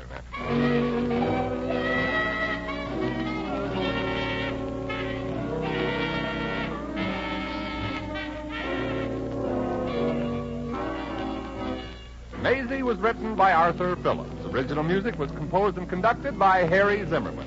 Supporting cast included Sidney Miller, Frank Nelson, Lorene Tuttle, Pat McGeehan, Gerald Moore, and Jack Edwards. Jack McCoy speaking.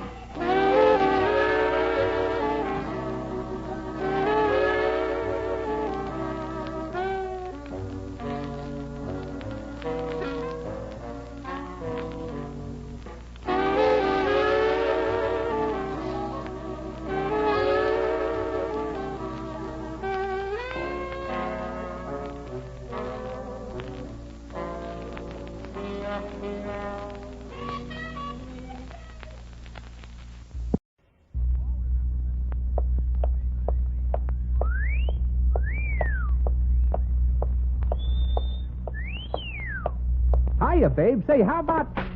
Ouch! Does that answer your question, buddy? The Adventures of Maisie, starring Ann Southern.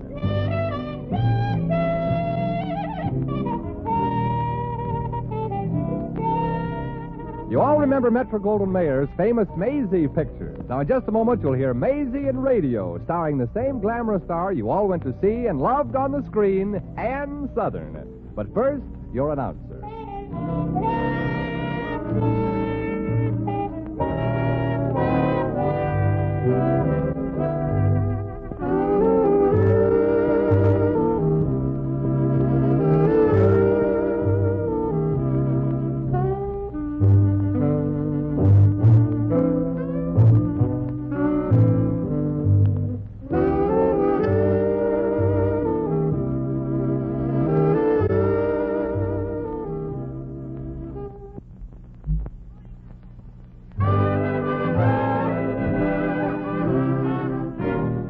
Here's Ann Southern as Maisie.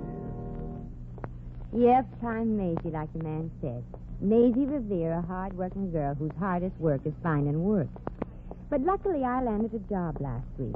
Sales girl in one of the town's swankiest department stores. I've only been working at the store for 7 days. And so far, I've had a perfect record.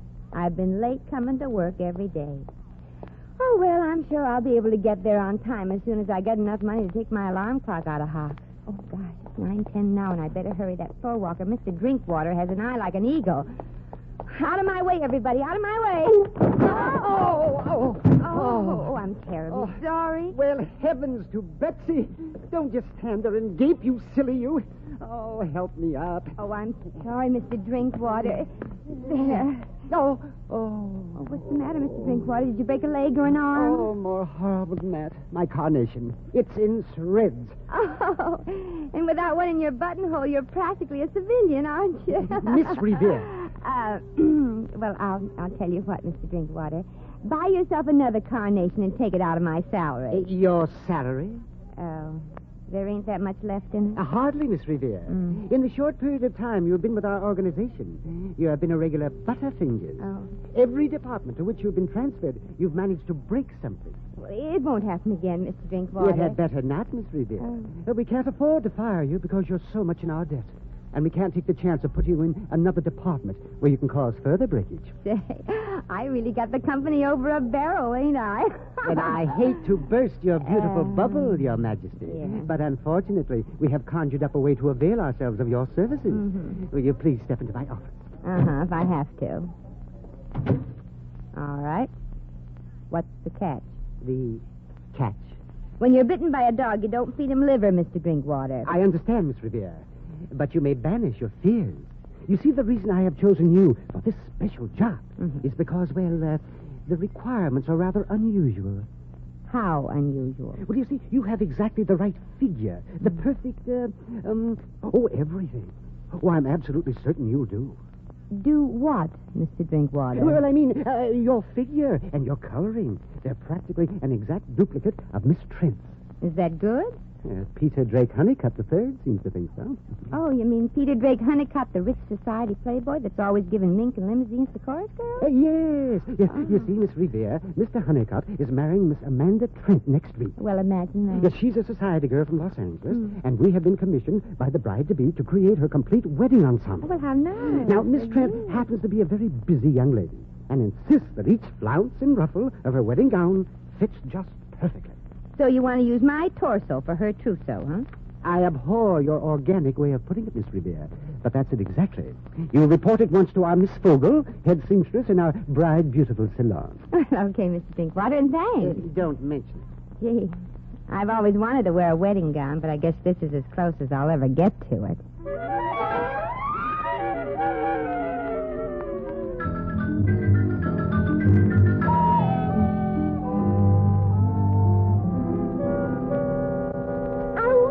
Oh, I'm terribly sorry, Maisie. Did I stick you again? Yes, Miss Fogel. Shall we try our darndest from now on to get this fitting finished with just every other pin in my epidermis? Oh, I can't help it, Maisie. I'm so nervous. Oh. Miss Trent's wedding is just a week off, and this wedding gown has to be just perfect. And she has a terrible temper. And if every stitch isn't just right, she'll raise the roof, and I'll be fired, and I've got an old mother to support. Jobs aren't easy to get. Ah, forget it, kid. I know how much this means to you. And the pins don't really bother me. Some of them aren't stuck in very deep, you know. Oh, there you are, Maisie. Finished. Now turn around slowly. All right. Oh, Maisie. You know, you'd make a beautiful bride. Really? You know, I'm thinking of getting married. You are, Maisie? When? Constantly. Oh. There. That's better. Now walk like you're coming down the church aisle. Sure. You know, when I was on the stage, I had rich millionaires like Peter Drake, Honeycutt, Dooley about me, too. But I kept saying to myself, Maisie, you don't want to marry for money. You want to marry for love. Uh-huh. And if you say that to yourself long enough, after a while, you get to believe it. Yeah. I guess you do. Now turn around and come towards me, Maisie, please. Sure. Then I'd say to myself, maybe rich people are as nice as poor people. After all, what are rich people? Just poor people with money. Yeah, I've met some nice rich people. They're not all like that, Miss Trent. Maisie, don't you think that neckline is a little too daring? Oh, not for me, honey. But after all, I'm not Amanda Trent. Well, you could have fooled me, Maisie. When you came in for the fittings this morning, I almost called you Miss Trent. You mean I look like her? Enough to be her twin. Oh. Wait, I'll show you. There's a picture of Miss Trent in the society column of today's paper. Oh, here she is, Maisie. Gosh, she sure looks like you. Yeah, let me see. Well, she certainly should look like me. That is Daisy Revere. You mean your sister? I mean, in vaudeville, I had a song, dance, and witty patter act called the Revere Sisters. The original Daisy got married, so I teamed up with this Tilly Floor. Tilly Floor? Yeah. That was this Daisy's name before she became Daisy Revere, before she became Amanda Trent, and before she became a society girl from Los Angeles. Now she's going to be Mrs. Peter Drake Honeycutt. Gee, she's sure been called a lot of names. Yeah. And if I know Daisy, she deserves every name she's been called. You don't like her, then? Like I like snakes, honey. That two-time and tin-eared soprano ran out in the act in Toledo and took my entire wardrobe with her. And gosh, that sure was a pretty dress. Are we decent, girls? Some of us are, some of us ain't. Oh, I just cannot wait to feast my eyes. Oh, it's poetry, Miss Fogel. It's sheer poetry. Oh, thank you, Mr. Drinkwater. Oh, well, Miss Fogel did it all by herself, Mr. Drinkwater. Don't you think she deserves a raise? A raise? You don't think? Miss Trent is waiting in the lounge to see her wedding gown, Miss Revere. And I'm just certain her eyes will burst out of her head when she sees you. You ain't just beating your chops, mister. What was that, Mrs. Fair? She said she couldn't beat this gown if she went to other shops. No, I didn't. I was just going to tell her. By the way, Mr. Drinkwater, have you noticed the striking resemblance between Miss Revere and Miss Trent? Why, yes. The resemblance to Miss Trent is remarkable. Oh, it's nothing. Yes, it's remarkable indeed, Miss Revere. Why, you could be taken for sisters. No, thanks, Mr. Drinkwater. I was already taken by her once, in Toledo. Maisie, Miss Trent is waiting. You'd better get... You know Miss Trent, Miss Revere? Like a book, Mr. Drinkwater, like a book. And I'm just dying to meet the little louse. Maisie. Los Angeles debutante again. That was a relief. What is a relief, Miss Fogel? That Maisie and Miss Trent know each other. She might not be so difficult with a friend. Oh, yes. Now, Miss Revere, perhaps you'd better model a gown for Miss Trent alone in the customer's booth. Oh, she has a fiery temper, you know. Simply detests fittings. Simply detests them. Yeah, she always was the detestable type. Oh, yes. Now, you go right ahead and get on the good side of her. Well, it won't be easy. What makes you say that? I don't think she has a good side.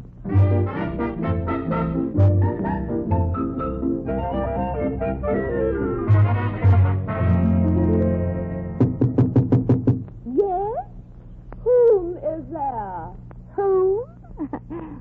just Mia, Miss Trent. A poor little hard-working girl who's been given the honor of mothering your lovely wedding gown. Oh, come in. Why, it's beautiful. Oh. Hi. Oh. That's right. O-hi-O, as in Toledo, remember? Such insolence.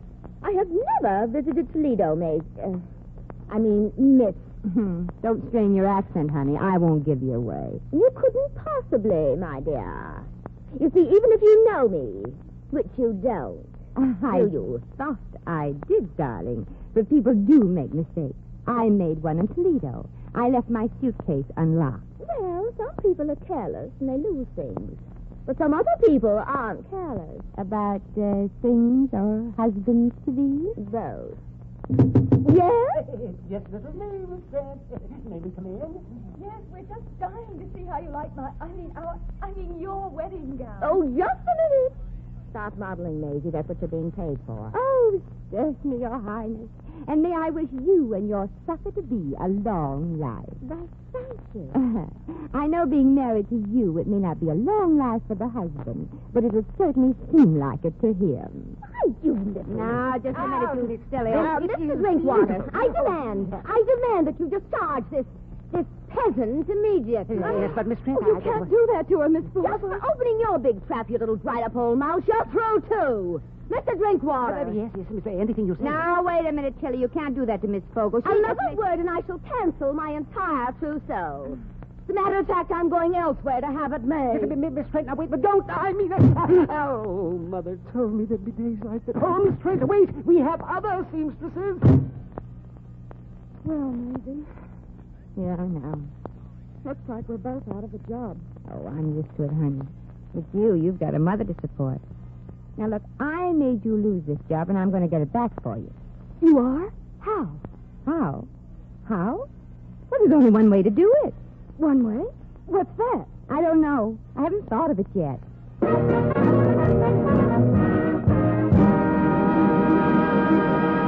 The Adventures of Maisie, starring Ann Sothern, will continue in just a moment.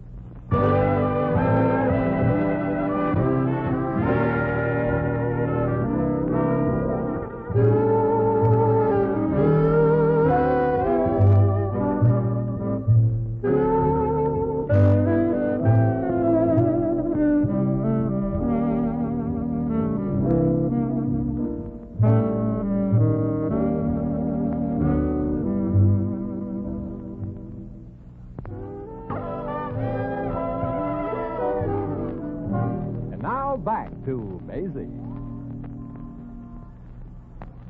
Gee, it's sure nice of you, Tommy, driving me home in your truck. I don't know how to thank you. Oh, there are ways. Oh? How far do you go, Maisie? Just as far as thank you. And you might as well use both hands on the wheel. Okay, gorgeous. No harm trying, I always say. What do you always say? I always say keep your eyes on the road. The Bonton department store wouldn't like you to smash one of the snazziest delivery trucks just to save car fare for an ex-employee. Well, let them not like it. They only own truck driver Tommy Wilson from 9 to 12 and from 1 to 5:30. Before, between, and after, Thomas J. Wilson belongs to the theater. Only the American theater hasn't found it out yet. Oh, don't you worry, Tommy. You just keep on with that little amateur group of yours. Get yourself lots of experience. Well, nobody can say I'm not getting experience with my little theater group. I've played everything from a banker to a Texas oil millionaire. So is Daisy. Oh, forget about what that drip did to you, Maisie. You'll get another job. Yeah, but what about poor Miss Fogle with an old mother to support? Oh, that Daisy. I'm so mad I'd like to pull that blonde hair out of her head by its black roots. Oh, but now, Tommy, that little dog and that man, too. Oh, that crazy jerk. Is he... Are they... Did you... No, Maisie, you can open your eyes now. He saved the dog? Yeah, what a flying tackle, right from the curb. What's the matter, hero? Don't you like living? Not particularly, darling. Darling. Now, don't get wolfy, bub. Just because you saved little Fido from becoming part of my radiator. Yeah, you're sure fresh for a man that almost got killed. Almost doesn't quite do it, darling. Would you like your friend to back up and try again, Amanda? Amanda? Look, Bub, I'm not... Yes, my dear, but you soon will. Now, wait a minute, whoever you are. This girl is a friend of mine. Oh, I have no objection to that. Well, That's darn sweet of you. You may have all the friends you want, darling, but I insist that you postpone your amorous meanderings until you're Mrs. Peter Drake Honeycutt. The third? No, the ex. You're the fella she's going to marry? Yes. But have no fears, my friend. All I ask is that you exercise a little restraint. Only until after the divorce, of course. I will not have my family subjected to any more humiliation than is absolutely necessary. Look, Petey, you and me ain't getting married. You mean you're not going to hold me to... I don't know about Amanda, but I'm not she. My name happens to be Maisie. Ain't it, Tommy? That's right, Mr. Honeycutt. Maisie Revere. Yeah. But the resemblance. You've got her hair, her eyes, her face. Oh, that's all right, mister. She's got a couple of things in mind, too. Oh, then you know Amanda. Yeah, I know her. Why don't you want to marry her? I thought you said you know Amanda. That answers the question. Gosh, Mr. Honeycutt, I wish I could help you. Hey, Maisie, I thought you don't like millionaires. Yeah, but he's different. Ordinary millionaires wouldn't risk their lives to save a little homeless mongrel. You really deserve a break, Pete. Thanks, Maisie. And Amanda is just the one who's going to break me. I wish there was something I could do, Pete. Well, Tommy, you could drive me downtown if it isn't out of your way. Sure, hop in. Thanks. I've got to meet my bride-to-be and take her to lunch. Gee, I know a swell place. It's swanky. The Savoy. Yeah, the cocktails are good there, too. Yeah. Oh, Amanda goes for that. They wouldn't put arsenic in by any chance, would they? Sure, but they charge extra. The Savoy isn't out of our way, Tommy. No. I got to drop by the Playhouse to try on my wardrobe. In tonight's drama, Tommy Wilson becomes the Maharaja of Japurtha. Tommy's an actor, you know. An actor? Mm-hmm. But this truck... Oh, I just drive this for fun. For fun? Yeah, I get a big kick out of eating. Oh, I see. And you, Maisie, what do you do? Oh, me? I'm retired. I have a private income. A private income? Yep. Every week, my solicitors hand me an unemployment check. Oh, no job. No, your fiancé just unjobbed me. Well, perhaps I could help. Of course, I don't know how you feel about accepting help from a stranger. We wouldn't think of it, friend. Well, I do have some rather close acquaintances in the business world. Maisie, how much would you work for? Yes. And Tommy, one of my best friends is a theatrical producer. And I'm almost certain... Would you care to put that in writing? Frankly, no. That's what got me into the particular little marital mess I'm in. Oh, that's it. You wrote letters to Amanda. That I did. Were they the kind that... That they were. So that's what Sister Daisy meant when she said nothing could stop her. She's got you over a barrel. Maybe I should feel flattered that dear little Amanda chose me for her groom. She has equally, letters from dukes, earls, and I dare say several assorted ex-kings. Yeah, I remember little Goldilocks always had a yen for royalty. Say, I'll bet she'd throw you over like that, Pete, if she had a chance to be a lady something or other. A something or other she is now. A lady she'll never be. Tommy, that's it, maybe. I said something? Did he, Maisie? Well, it's a long shot, but I think I know that Amanda. She wants to have her cake unless yours is better. Pete, we're going to be at the Savoy for lunch, too. Who's we? You and me. Can you borrow it? Borrow what? Oh, don't fight me. That costume of the Maharaja of, that place that sounds like something spelled sideways. You mean Japurtha? Yeah, that's it. Tommy, get into that Hindu costume with all the trimmings and meet me at the Savoy. But what? Who? How? When? Oh, so many questions. I'll explain the whole thing as I think of it. Step on it, Tommy. I don't know what's up your sleeve, but I want to thank you, Miss, Just call me Rita Hayworth.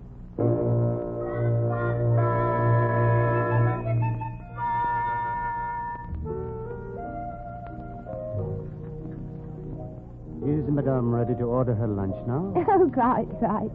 I'll have some of this chili jubilee, crepe Suzette, bisque tortone, and a little Neapolitan.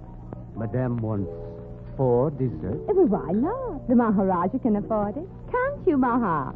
Aha. Ah. Very well. And what will His Highness have? Jonto luku jamba disu elewandu ijara antok. Yes, Your Highness. Well, he's gone, Maisie. Have they noticed us yet? No. Amanda and Pete are too busy sneering at each other to look around. Hey, this is serious business, Maisie. What are you giggling at? Back a little, Tommy. That feather in your turban is tickling my nose. Tell me quick. Quick what? Amanda's looking over here. She's just seen us. Make with some dialogue. She's supposed to think we're all wrapped up in each other. Yeah, but what'll I say? Oh, it makes no difference. As long as it looks like you're being very attentive. Come on, say something, anything. Okay. Maisie. Yes, Ma. A, B, C, D, E, F, G. Oh, Your Highness, you're so romantic. H-I-J-K-L-M-N-O. Keep going, Tommy. She's looking at us. Good. My darling. R-S-T-U-V. My Raja, U-V-W-S. Impossible, Peter. What doesn't seem possible, my little vulture? That Indian prince or something. Seems so vitally wrapped up in the conversation of that girl over there. Perhaps it's love, my dear. Love? You've heard of the word, Amanda. Some people use that as an excuse to get married. Vulgar, isn't it? Be as vitriolic as you like, Mr. Moneybags. Remember, I still have the letters. Right here, next to my heart. What heart? Oh, I don't know. I imagine I could be quite warm and vibrant for the right man. Like, for instance, the Maharaja of Japurtha there? You mean that girl is latched onto a real Maharaja? One of the richest potentates in India, reputed to be worth some 300 or 400 million. 300 or 400? Oh. I'll be back, Peter. I hope not, darling. Not more than I, darling. Just going to part of my nose. A little shy. There she goes, Tommy. Heading for the powder room. I'm going to powder my nose, too. Yeah, but I don't see how you... Wish me luck, Tommy. You need luck to powder your nose? Oh, never mind. Don't go away now, Maha. But, Maisie, my delivery truck. I've got a job to do. So have I. And this is one kind of work I really love.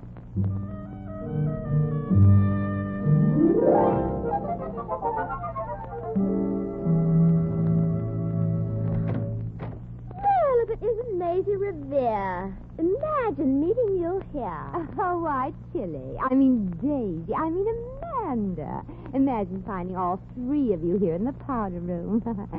Oh, darn, I forgot my compact. Here, darling. Use mine. Well, thanks. I'm so sorry about making you lose your job, Maisie, darling. But you seem to be doing all right without it. Oh, you've seen Ugg.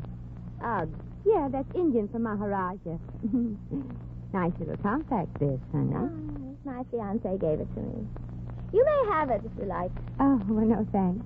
My fiancé, the Maharaja, doesn't like me to accept diamonds and stuff like that from anybody but him. He gives you these things often? Oh, we'd better or else. Or else? You mean you've got him trained? No, just worried.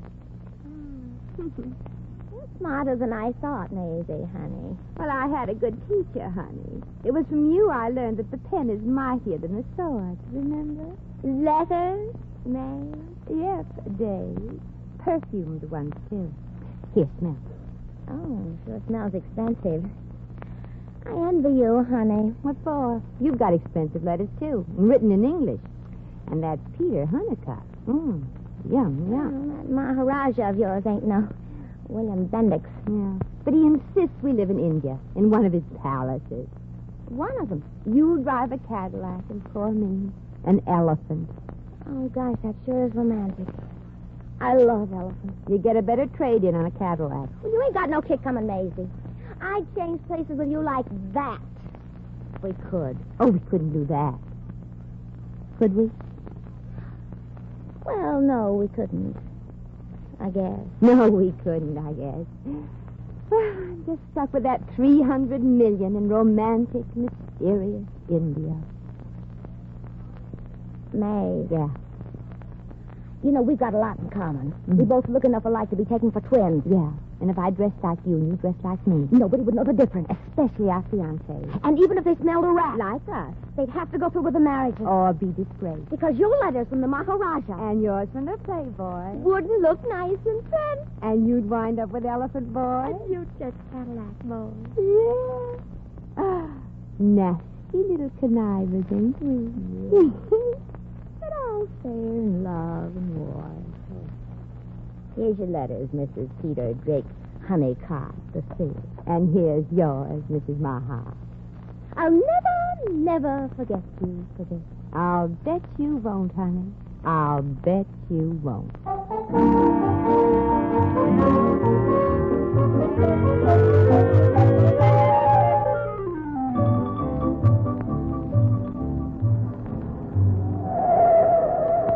Take it easy, Maharaj. It's all over. Amanda can't get hold of you now. That's right, Tommy. Maisie, I'll never forget the look on Amanda's face when the waiter brought the check. Yeah, for $42. She turned as white as the tablecloth when I handed the check to her and said, "Pay this, honey. I'll wait for you outside in my delivery truck." Yeah. And when she came to and found nothing but a pawn ticket and 12 cents in my purse, did she holler blue murder? I wish I could be sorry for her, Maisie, but I can't. Well, Pete, you and she are washed up. Well, maybe Pete is washed up, but the princess won't be washed up for a long time. What do you mean? Well, $42 is an awful lot of dishes.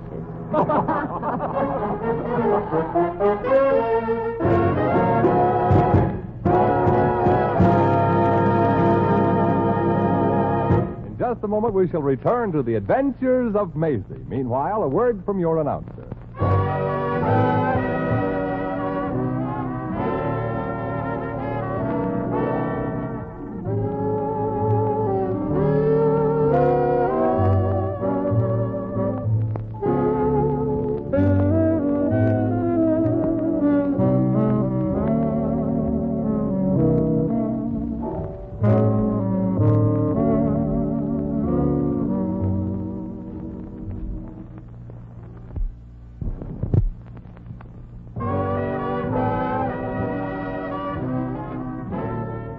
Once again, here's Maisie.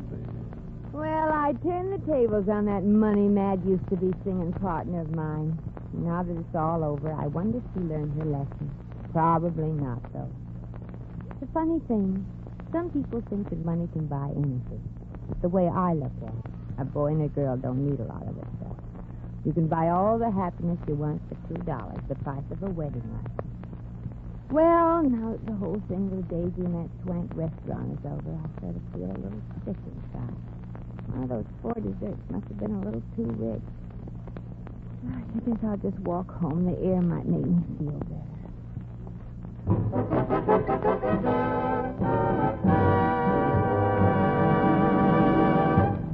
You have just heard The Adventures of Maisie, starring Ann Southern. Maisie is presented by arrangement with Metro-Goldwyn-Mayer, producers of East Side, West Side, starring Barbara Stanwyck, James Mason, Dan Heflin, and Ava Gardner.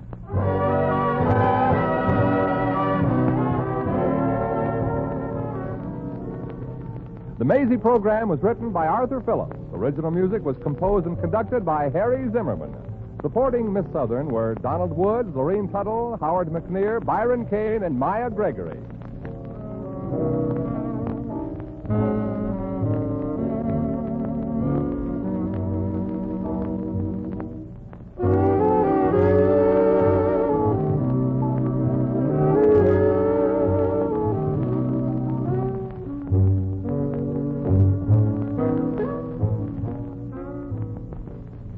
Ladies and gentlemen, Maxwell House presents Fanny Brice as Baby Snooks.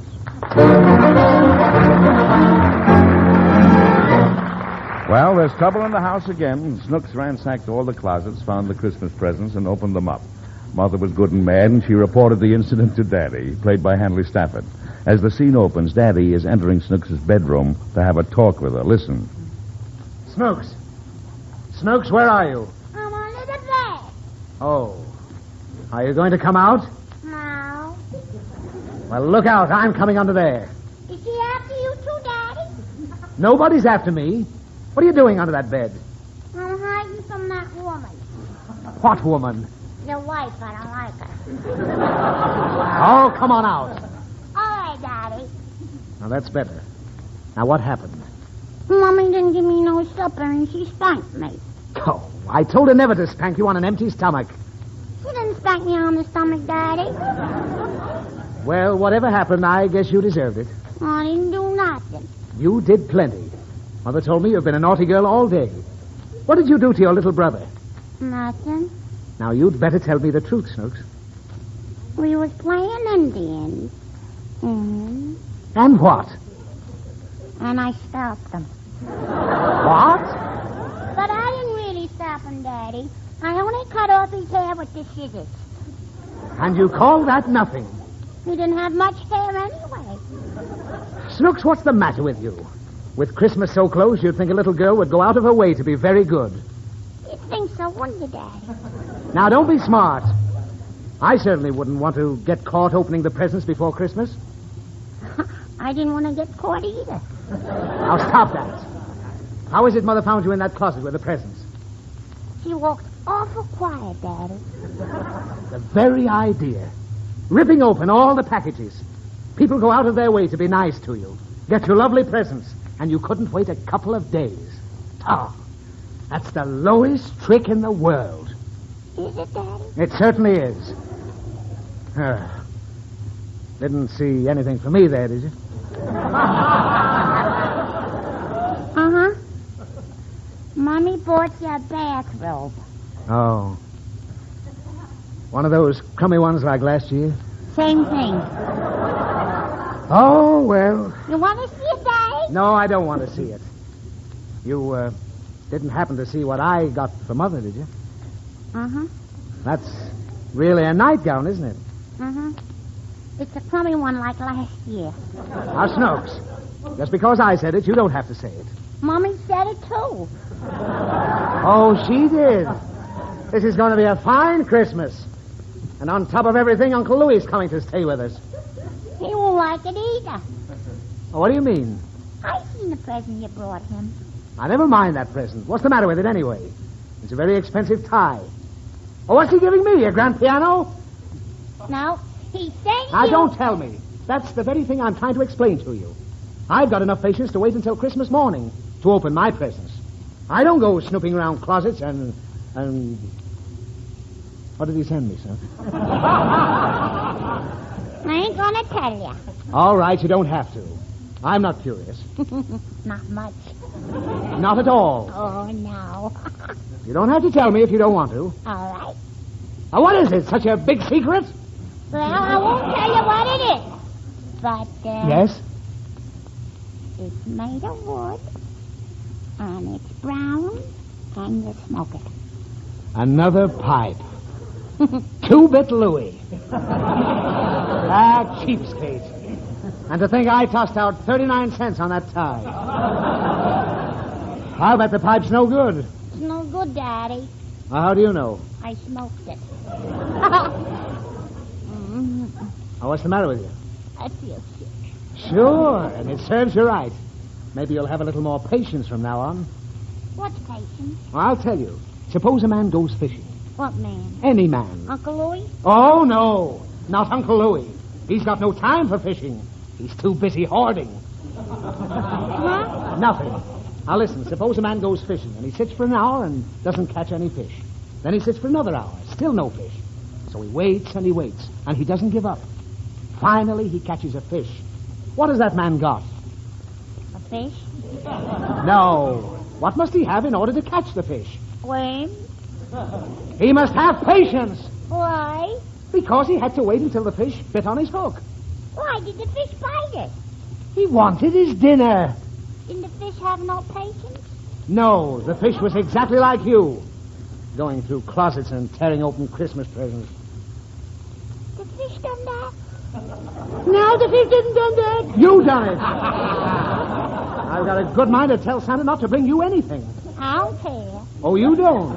No, I seen what he brought me and I don't like it. Snooks, is it possible that you don't like that beautiful little electric stove? It's possible, Daddy. So you don't like that stove, hmm? Didn't you write and ask Santa for the stove? Mm-hmm. But I changed my mind. I want a pair of ice skates. Well, that's a horse of another color. I want a colored horse, too. I'm afraid you're asking for a little too much, Snooks. Then just tell him to bring me the ice skates. No ice skates. Oh, please, Daddy. If he brings me the ice skates, I'll give all my other toys away to the poor little children. Well, that's very sweet of you, dear, but I think you're too young for ice skates. Why? Well, Christmas is so close, and I don't want to argue. But look, I'll make a bargain with you. All right. Okay, here's my proposition. I'll tell you a story, and if I can make you say, no, I haven't, you don't get the skates. What mustn't I say? No, I haven't. Is it a deal? It's a deal. Right.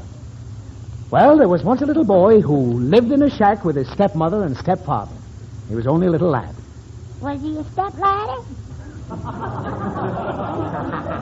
No, he was an orphan. Have you ever seen an orphan? No, I haven't. No. No what? No orphans. Foxy little muzzler. Well, anyhow, this orphan was selling papers on the street when he came to a toy store with a green glass windows. You've seen green glass windows, haven't you? No. No what? I ain't talking. Keep trying, Daddy. Yeah. Well, the little boy came to this toy shop and suddenly he saw... Wait a minute, I think you've heard this story before. You bet your life I have. You thought I was going to say no, I haven't. You lose. No skates. Goodbye. Oh, wait a minute. What's the use? Listen, Christmas only comes once a year. I'll buy you the skates. Honest, Daddy? Yes, honest. You're the bestest daddy in the whole world. Now you're cooking with gas.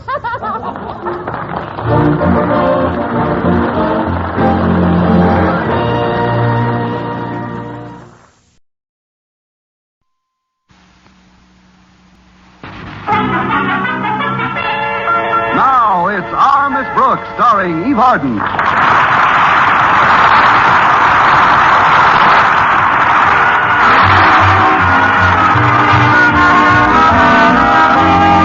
Miss Brooks, who teaches English at Madison High School, has been going with Philip Boynton for quite some time now. 6 years, to be exact. But only once or twice during that period did she have to worry about the eternal triangle. And that's not unusual when your boyfriend is the eternal square. Still, I must admit, I did see green about 2 weeks ago when Mr. Boynton began dating a young society beauty named Lucy Fairchild. I got angry, we had an argument, and I finally asked Mr. Boynton to choose between us. Did he want a beautiful young society girl with $1 million or a steadily employed English teacher with a guaranteed pension in 20 years?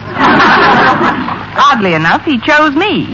And to make my happiness complete, our beloved principal, Mr. Conklin, invited the two of us to spend this past weekend with him and Mrs. Conklin at their cabin on Crystal Lake. Friday morning, my landlady was in my room with me, helping me pack, when she suddenly began to get sentimental. Connie, do you realize this is the first time we've been separated in almost a year? Oh, I am going to miss you, dear. Promise me you'll write every day. But, Mrs. Davis, I'm only going to be gone 2 days. Why, I'd be home before the first letter reached you. Oh, how nice. Then we could both sit down and read it together. Better still, why don't I write the letter now and let you read it to me while I'm packing? I know just what I'd say in it. I'd tell you what a wonderful time I'm having with Mr. Boynton. I hope it comes true, dear. It's just too bad Osgood will be around to pester you two. You're not kidding. Ever since Mr. Conklin saved Mr. Stone by pulling him out of that open elevator shaft, he's been playing the hero role to the hilt. But to spend a weekend with Mr. Boynton, I can even bear Mr. Conklin. Connie, I know it's a touchy subject, but, well, has Mr. Boynton really given up that society girl? Oh, absolutely. Mr. Boynton is through with the Crepe Suzette's crowd. I think he realizes now that we donut dunkers were made for each other. Still, I wonder... Wonder what, Mrs. Davis? Well, it's probably just my imagination, but this whole thing reminds me of a book I read. Oh? You and Mr. Boynton going up to a lonely cabin in the woods. It's before the regular season opens, nobody around. He's torn between you and that society girl. He takes you out in a shaky rowboat. Connie, it's an American tragedy all over again. An American tragedy? Oh, Mrs. Davis, you certainly have an imagination. What an utterly fantastic thought. Oh, of course it is, dear. Of course it is. It's an utterly fantastic idea. Look, Mrs. Davis, for your information, Mr. Boynton has never even read an American tragedy. Now, let's just forget the whole thing. Oh, that's Walter to drive me to school. Come in, Walter. The door's open. Mrs. Davis, please, not a word to Walter about what we've been discussing, or I'll never hear the end of it. Connie, I give you my word, my lips are sealed. And you know when I give anyone my word, I could be drowning and pardon me, dear. Oh, good morning, Walter. And a good morning to the two fairest ladies of my acquaintance. Hey, it looks like you're practically all set for the big weekend, Miss Brooks. Yes, Walter. A mad, glorious weekend away from classrooms, books, and American-born students who refuse to learn the English language. Yeah, but you'll still have old Marblehead. You'll have Mr. Conklin with you. Harriet says that living with him these days is like living with a combination of John Wayne and Fearless Fosdick. Did you see the poem he wrote called Keep Your Head? It covers the entire school bulletin board. 32 stanzas. Did you read it, Miss Brooks? It's all about courage. I read it, Walter, and for the first time I was glad I was a coward. But Mr. Conklin, or no, Mr. Conklin, I'm looking forward to a wonderful weekend. Yeah, I don't blame you. You and Mr. Boynton away together in a lonely cabin in the woods before the regular season opens. Nobody near, no society girl around. Just the two of you out in the lake alone in Mr. Conklin's shaky rowboat. Hey, it's an American tragedy all over again. American tragedy. Why, Walter, that's the most fantastic thing I ever heard of. In the last 30 seconds. Actually, it's a perfectly ridiculous idea. Oh, I wasn't for a minute implying that such a thought would ever enter Mr. Boynton's head. Well, I'm glad of that. Now, just forget the whole thing. Only, why has he been reading that book for the past 3 weeks? He's been reading an American tragedy? Oh, but, Connie, what difference does it make? There's probably no connection between the two. Oh, of course not. No connection between the two. None at all. None whatsoever. Absolutely no connection. Now, the whole thing is absurd, Walter. The whole idea of going up to the cabin was Mr. Conklin's, not Mr. Boynton's idea, and I don't expect to go out on the lake up there anyway. Oh, sure. Sure, there's no comparison between the two situations. I'm sorry if I made you nervous, Miss Brooks. Nervous? Me nervous? Don't be silly, Walter. Connie, I don't want to rush you, but don't you think you should be on your way to school? Right, Mrs. Davis, I'm all ready. Come on, Walter. Let's get into your boat and row to school.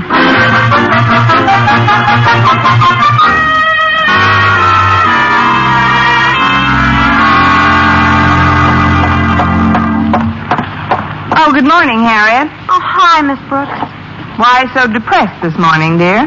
I just left Daddy's office. If you were just entering, you'd have an even better reason. Oh, honestly, since Daddy rescued Mr. Stone a few weeks ago, there's simply no living with him. Mother says she's heard so many stanzas of his poem, Keep Your Head, she's losing hers.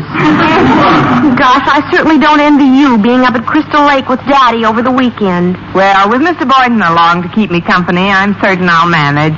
Oh, of course, it should be great for the two of you.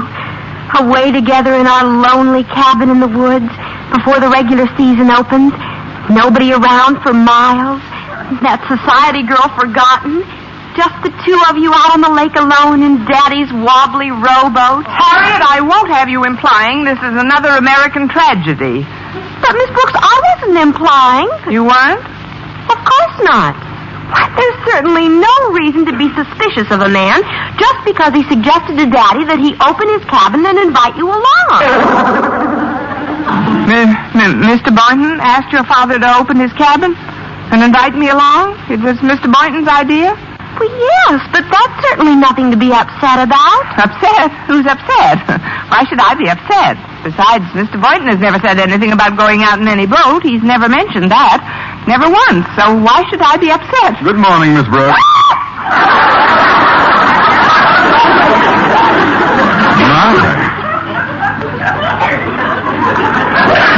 What did I do to deserve such a charming greeting? Now step into my office, please. I want to have a word with you. Yes, sir. I'll see you later, Harriet. Bye, Miss Brooks. You needn't sit down, since this won't take a minute, Miss Brooks. I presume you've seen my poem on the bulletin board. I posted it yesterday, just before lunch. You couldn't miss it going to the cafeteria. Did you read it? Yes, sir, and it saved me lunch money. I read it, sir.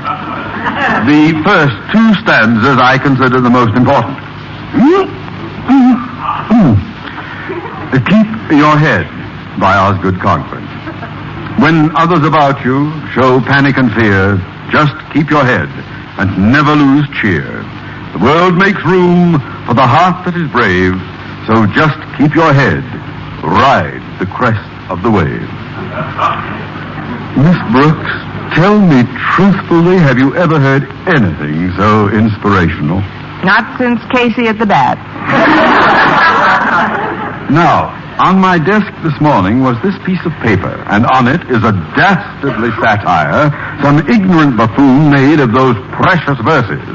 Go on and read it, Miss Brooks. When others about you show panic and fear, just keep your head like a good glass of beer. The world makes room for the heart that is brave, so just keep your head. You'll have something to shave. Who could have done this to me, Miss Brooks? Who could have played this ghastly trick on Osgood Conklin? Who? Miss Brooks, are you listening to me? Oh. Did you hear what I said? Oh, pardon me, Mr. Conklin. I really don't know who could have written it. Will you excuse me now, sir? I'm not myself today. I feel a little nervous. Oh, well, then this weekend with us up at the lake will do you good. You'll have plenty of opportunity to be alone with Mr. Boynton. You've always wanted that, haven't you? Yes, but not quite this way. That is, it should be nice, sir. It certainly should be for both of you. But something he asked me yesterday has me a little puzzled. Something he asked you? Yes. He asked me, did I have a good, strong rowboat?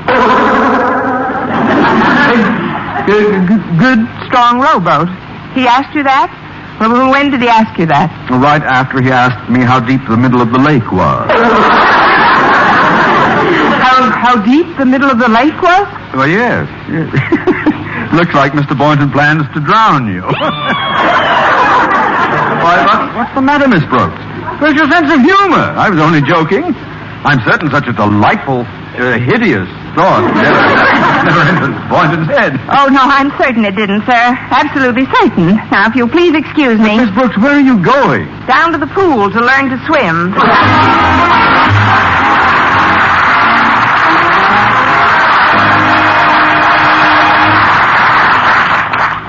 Oh, Miss Brooks. What is it? Oh, nothing at all. Nothing at all, Mr. Boynton. Well, nice bumping into you. On dry land, that is. I'll see you next week sometime. Bye. Next week? Miss Brooks, what are you talking about? You haven't forgotten our trip this weekend, have you? Oh, no. I remember the weekend under Crystal Lake. On Crystal Lake. But frankly, I've been thinking of staying home this weekend. But, Miss Brooks, you promised to go. I thought we'd patched up our little difference, and I really have been looking forward to it. You really have been looking forward to it? Yes, and I've made some plans. Little on the romantic side, if you know what I mean. It doesn't matter. With me, both sides are romantic. Oh, gosh, how could I have been so silly? What are your plans, Mr. Boynton? Well, tonight after dinner, just as the full moon comes out in a perfect blue sky, we'll go out in Mr. Conklin's rowboat. I'll need just one big, powerful oar. And I'll show you how to sit so you don't rock the boat. And even if you do fall into the lake, I can swim. Brooks, why are you looking at me that way? What is it? Oh, I think I know what's bothering you. You're mystified as to my actual reason for this trip. Now, isn't that it? No, I've read chapter 23. My actual reason for going up to the lake is to gather first-hand information on the nocturnal habits of the speckled-throated frog. The nocturnal habits of the speckled-throated frog? I'm doing some highly confidential research work for a biological paper I'm writing. I wasn't even going to tell you until we got up there. And that's the only other reason you wanted to go out with me in a rowboat tonight? What did you think I wanted to go out with you for? To repeat an American tragedy? It was a perfectly crazy idea. How could a thought like that even enter my mind? Of course. Well, I've got a class now, Miss Brooks. I'll pick you up at your house at 4 o'clock sharp. I'll just honk my horn and you come out. I should be all packed by then, but if I'm not right out, tread water wait for a few minutes, will you?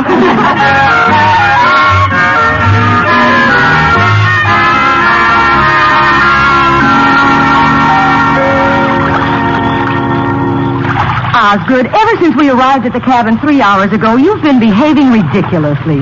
Now come out of that rowboat this instant. Quiet, passion flower. Believe me, Boynton has gone completely berserk.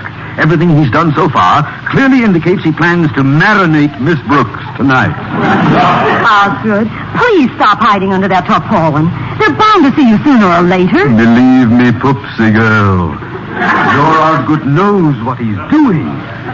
I've collected facts from Walter Dent and Harriet and Miss Brooks herself, and there's no question about it. Boynton plans to end his romantic obligations to Miss Brooks by bashing her over the skull and using her as bass bait. But I am going to save her. Save. Osgood, since you pulled Mr. Stone out of that elevator shaft and became a hero, you've been simply impossible.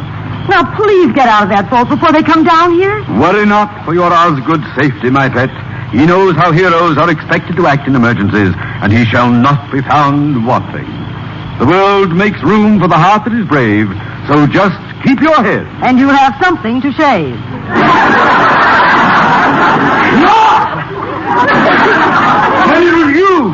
You wrote that satire.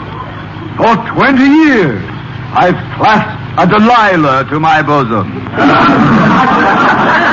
They're coming now. Please get out of that boat. Oh, very well. Be a hero. And when Mr. Boynton finds you hiding under that tarpaulin, I hope he hangs something besides a medal under your eye.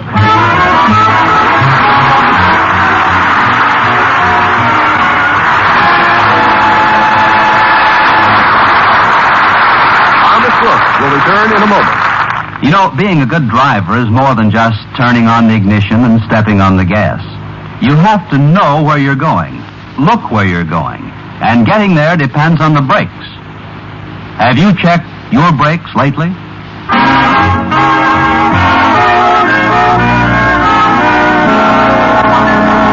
Well, there was no doubt in Mr. Conklin's mind Mr. Boynton was going to end his romantic idyll with Miss Brooks by using her to fatten up the fishes. So, to present another American tragedy, when the two took his rowboat out on Crystal Lake, he hid himself under the tarpaulin. Oh, gosh, isn't it nice and peaceful out here on the lake, Mr. Boynton? Oh, it sure is, Miss Brooks. I wonder if you'd mind. That is, well, can I hold your hand? I doubt it. We're about 8 feet apart. You could sit closer. Why don't you sit on that tarpaulin? Oh, no, thanks. I tried it before, and I felt like I was sitting on a mass of whale blubber.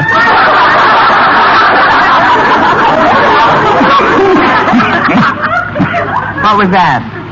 Oh, probably the mating call of the speckled-throated bullfrog.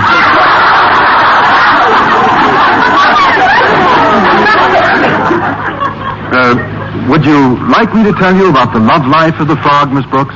Right now, I'm trying to develop one of my own. I mean, some other time, Mr. Boynton. Well, maybe I could move a little closer to you. No, stay where you are. I'll come to you. Very well.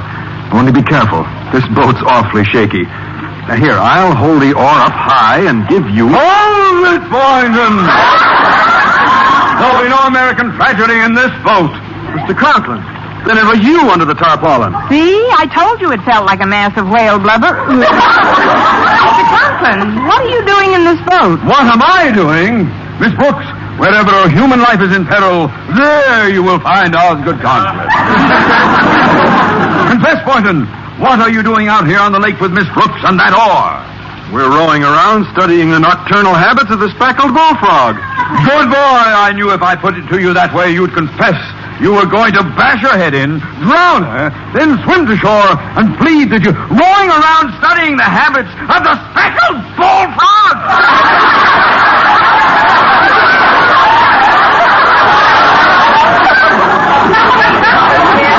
Back under the tarpaulin again?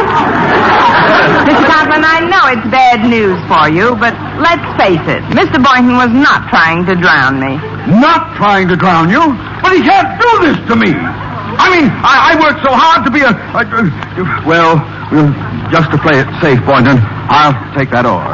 But, sir, this is preposterous. Nothing will happen in this boat as long as Osgood Conklin is here. That's just the trouble.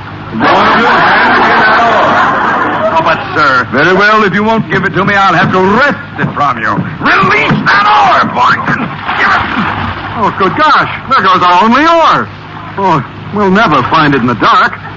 Our only oar? Yes, and heaven knows where we are on this lake. We've been drifting for an hour. We're probably miles from land by now. How are we going to get back without an oar? Sir, frankly, I'm worried, too. There's no one else on this lake. Who knows how long we'll be out here? And why are we all so nervous? True, this is a period of crisis, but luckily you have Osgood Conklin aboard. I shall be your captain. We're dead. What Mr. Boynton said is right, sir. It might be days before we're rescued. There's nothing to eat in the boat. With a little ingenuity, Boynton, we'll find something to eat.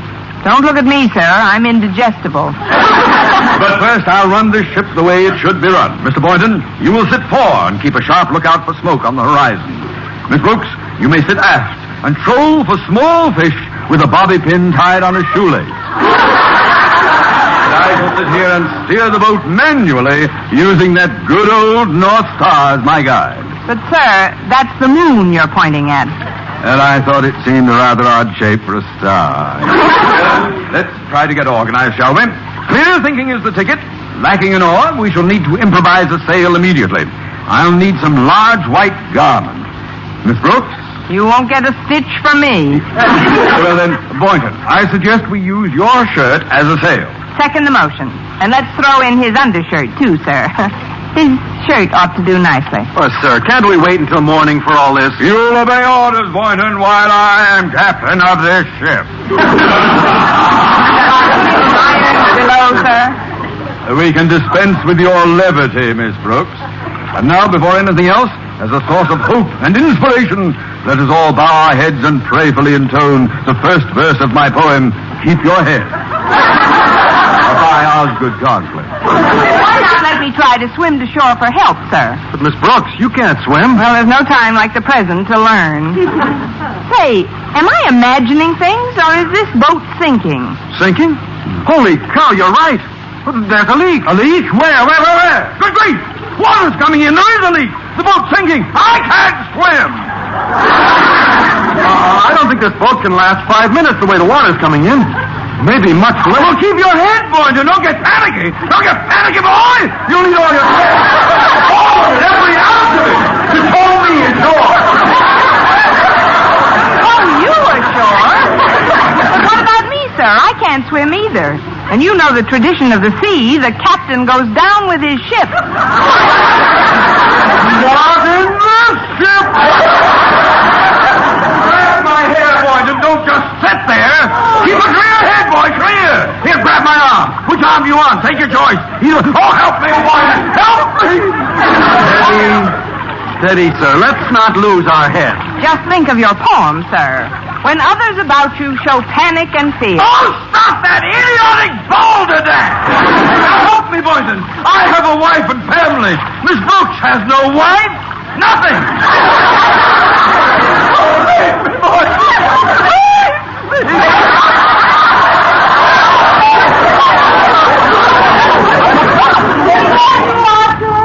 Who's that? Martha! Good heavens, I see the mother of my child! My life must be flashing before my eyes. Osgood, what on earth are you babbling about? Martha, is that really you? How did you get out here? Are you treading water? What for? The lake is only 3 feet deep here. Shouting, so I put on your hip boots and waded out. It's only 3 feet deep here? Now will you let the women and children go first? Mrs. Conklin, just where are we now? Oh, the cabin is just around the bend, Mr. Boynton. Now, Osgood, will you kindly explain just why my big hero suddenly went to pieces? Went to pieces? Why, Martha, what a fantastic idea. Oh, I will admit I was a little upset, but it was more for the safety of Mr. Boynton and Miss Brooks than myself. My first concern was for their safety. Isn't that so, Miss Brooks? Well, what do you say, Miss Brooks? The next time you run Mr. Conklin's bath, be sure you throw in a life preserver.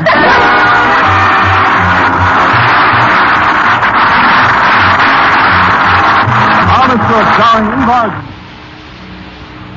Larry Burns, written by Arthur Oldsberg and Lou Derman with the music of Lud Gluskin. Mr. Conklin was played by Gail Gordon. This is the United States Armed Forces Radio and Television Service.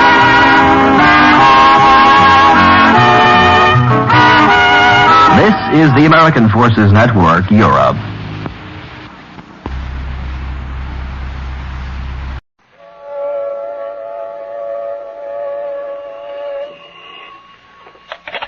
Hello, Yukon 28209.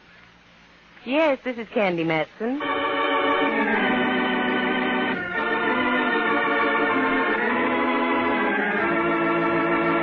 The National Broadcasting Company presents Candy Matson, Yukon 28209.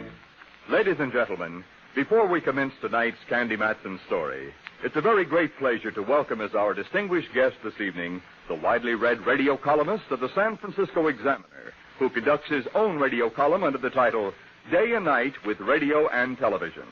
Mr. Dwight Newton. Thank you, Dudley Manlove.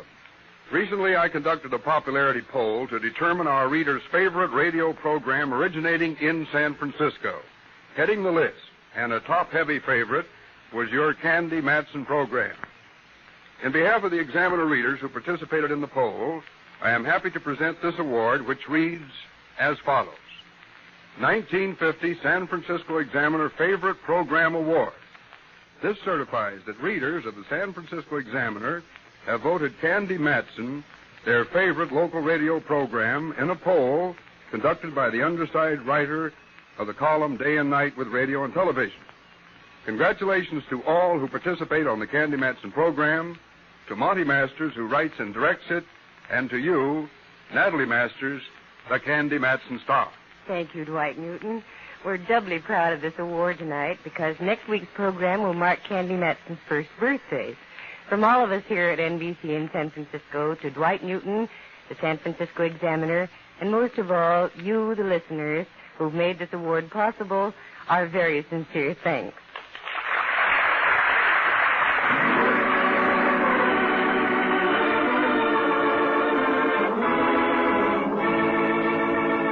We continue now with Candy Matson, Yukon 28209.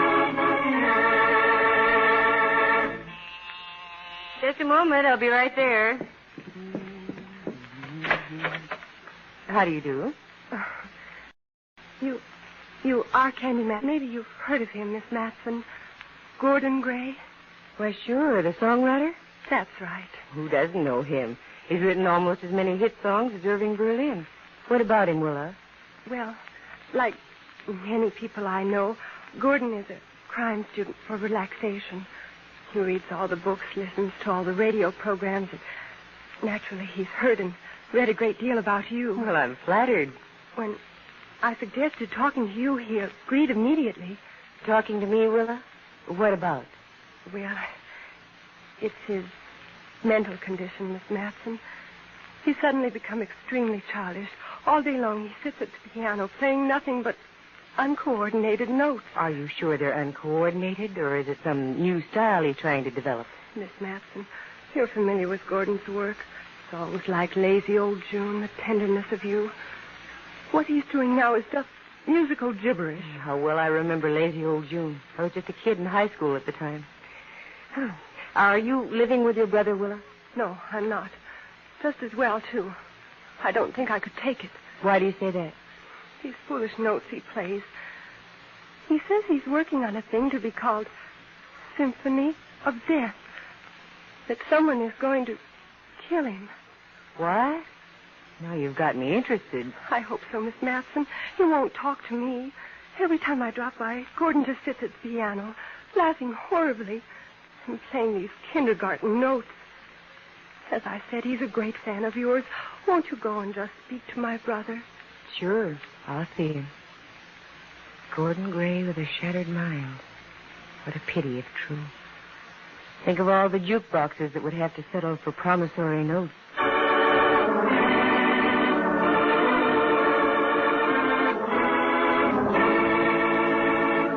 Candy Matson, San Francisco's well-known gal private investigator. Merely trying to get her penthouse on Telegraph Hill cleaned, and she walks into a stack of memories. Memories created by a songwriter named Gordon Gray. Symphony of Death. It never became a popular composition, but it will always be on Candy's all-time hit parade. A tune she'll never forget. Because it brought about a very strange chain of events and a fascinating finish to the entire story. Oh, and the in-between department? Well, here she is, the gal who never suffers from gaposis, Candy Matson. When I went into the cold, hard world to make a living for myself, Gordon Gray was an American institution. That's when he wrote his never-to-be-forgotten The Rhapsody of You. I'd had no idea that Gray was in San Francisco. The last I'd heard, he was in New York, working on the score of a brand-new musical. So when his sister confronted me like that, naturally, I was caught a bit off base. She wrote Gordon's address for me, and like the rabbity little elf she seemed, ducked out as abruptly as she came. Then I dressed, drove over to an apartment house on Powell Street, just down from the family club. I pressed the button. It blew an ugly little noise back at me. I entered, went up the stairs to 221. The door opened. Yes? Mr. Gray? Yes, that's right. I didn't call you on the phone. I thought I'd just more or less barge in on you. I'm Candy Matson. Candy Matson. Do come in. Oh, please, do come in. Thank you. So, my little sister finally got up enough gumption to call you. Yes, she came by this afternoon. We had quite a nice little chat. A nice chat. With my sister? Impossible. The little mouse doesn't know how to put one word after another. Oh, here. Do sit down, won't you? Place is a mess. I've got manuscript all over the floor, the highboy, the whatnot, everywhere. Highball? Spot of sherry? Thank you. No, not right at the moment. As you say. I beg your pardon? It's nothing, really. I'm just thinking of my monstrous joke. I'm going to be killed, you know. Yes, so your sister said. Do you mind? My sister. Young. She's young enough to marry a grandchild. Do you know what? She thinks I'm slipping my cable. Do you mind if I call you Gordon? I'd love it. Providing I can call you Candy. I'd despise myself in the AM if you didn't. Candy, you're just as delightful as I had you pictured. Thanks, Gordon. Now, frankly, what do you think? Are you slipping your cable? Oh, all the idiotic. Of course not. Willis seems convinced you are. Will is a mere babe, a suckling. What about this new thing you're working on, Gordon, this Symphony of Death? She told you about that, too, huh? That's part of my monstrous joke, Candy. Want to confide in me? Let me know what this joke is? I don't mind in the least. You have brains. Not many people have brains in this world, Candy, but you do. And because you have brains, I'm going to give you a challenge. Okay, let me have it. Oh, no. The challenge will only come after he kills me. He? Who are you referring to, Gordon? That's part of the challenge, Candy. I see. You really believe that someone's out to kill you? But of course.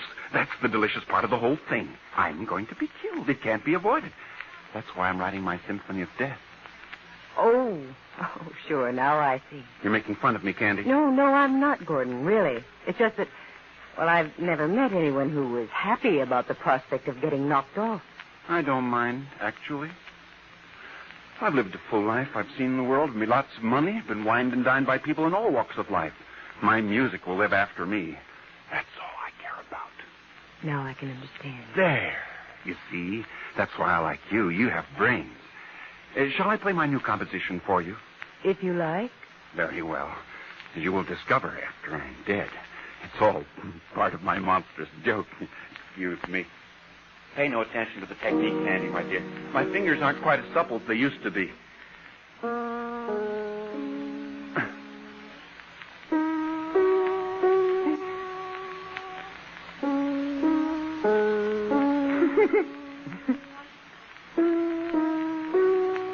There.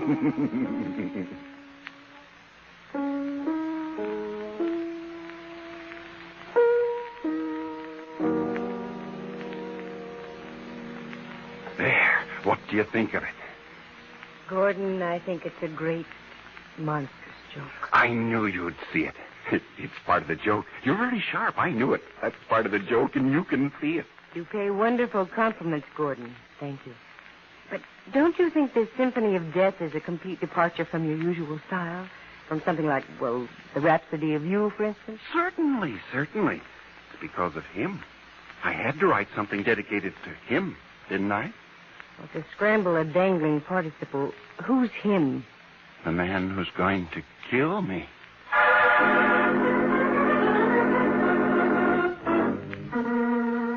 As I left, I tried to shake the picture of a cackling man playing one-fingered doodles on the keyboard, but I couldn't. The impression was indelible. When I arrived home, I was greeted by the sight of a familiar auto parked out in front. It was my number one boy, Inspector Ray Mellard of San Francisco Homicide.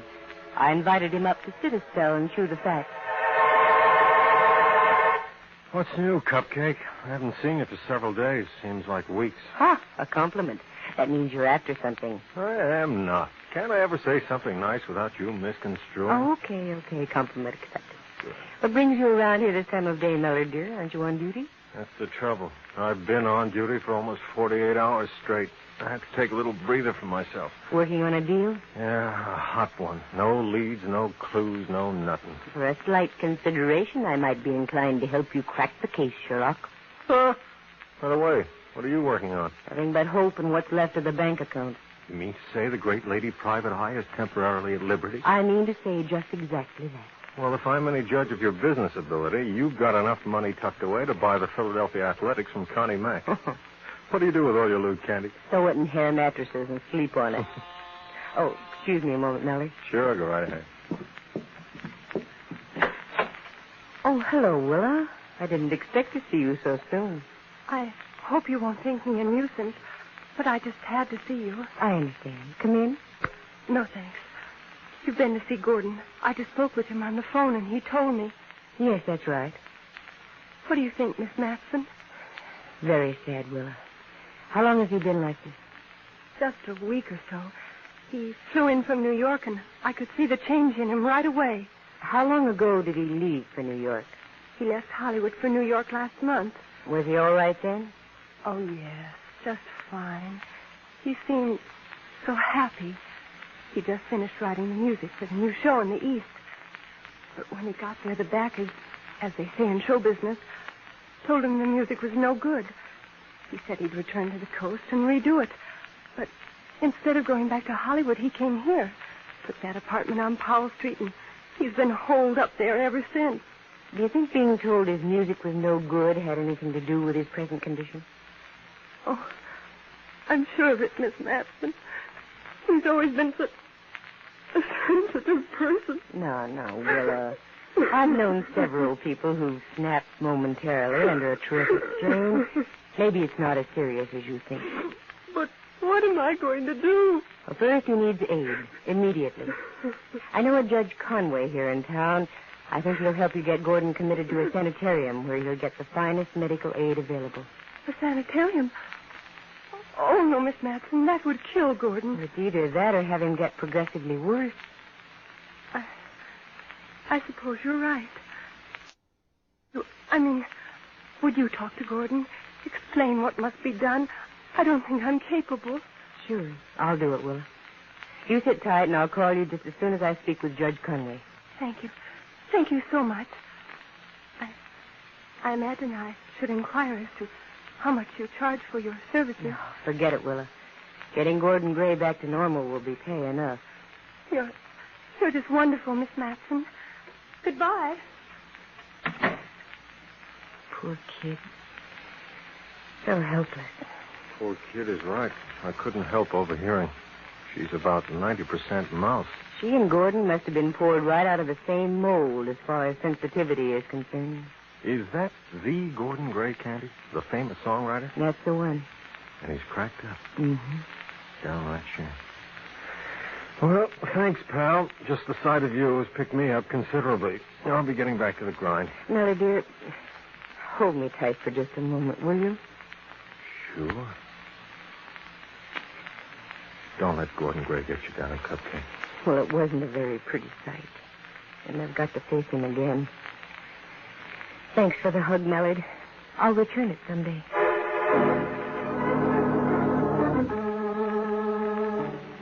Mellard released his grip and left. I snapped my ribs back in place and steeled myself for the ordeal ahead of me. It wasn't going to be easy, but it had to be done. So once again I found myself ducking down Green Street, over Powell, across California, and down the roller coaster of a hill to Gordon's apartment. He answered the door, and I was met with just as much enthusiasm as before. Candy Matson, I was wondering where you'd been. You've been gone for ages, darling. Do come in. I got a surprise for you. When did you get back from Europe? When did I get back? Oh, just a day or so ago. Your letters were wonderful. I especially adored the one from Naples. What a time you must have had. Yes, quite a time, Gordon. How's the new symphony coming along? That's the surprise, my dear. It's completed. Long last, it's finished. To be perfectly frank, Candy, I think it's great. I've been in touch with Toscanini. He's going to give it its premiere performance at Carnegie next month. I've already sent him the revised manuscript. Can you picture it, Candy? A hushed crowd. The maestro raps his baton. The orchestra comes to full attention. Then that magnificent, firm downbeat of Toscanini's and Symphony of Death is making its debut. First, the Allegretto.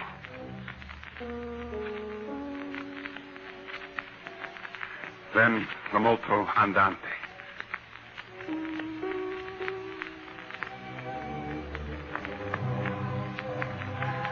The audience is at first inclined to scoff, to think that Gordon Gray could write serious music, from Lazy Old June to Symphony of Death.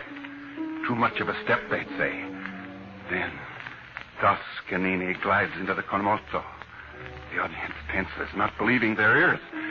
Little by little, they understand what Gordon Gray is trying to express. Then, as if it were not enough, Toscanini moves into the breathtaking finale. It soars, it moves. It transports everyone in Carnegie Hall into another world. And abruptly, Symphony of Death.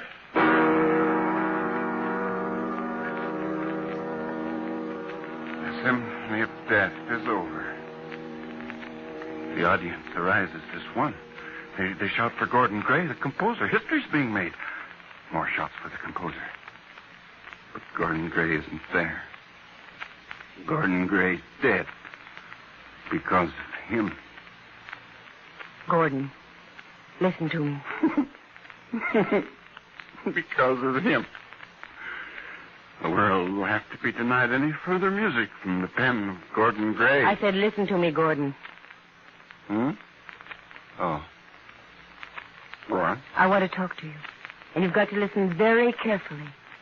You're sick. You need help. Your sister and I are arranging to have you sent to a home nearby. They'll have you on your feet in short order. Sent away? Yes. That means he will visit me sooner than I'd planned. Very well, Candy. Tell Willa to do whatever she thinks best. I won't give her any trouble. It's for your own good, Gordon. Believe me. I know. Candy, you never went to Europe, did you? You were here earlier this afternoon. Isn't that right? That's right. You just went along with the gag. That's right, Gordon.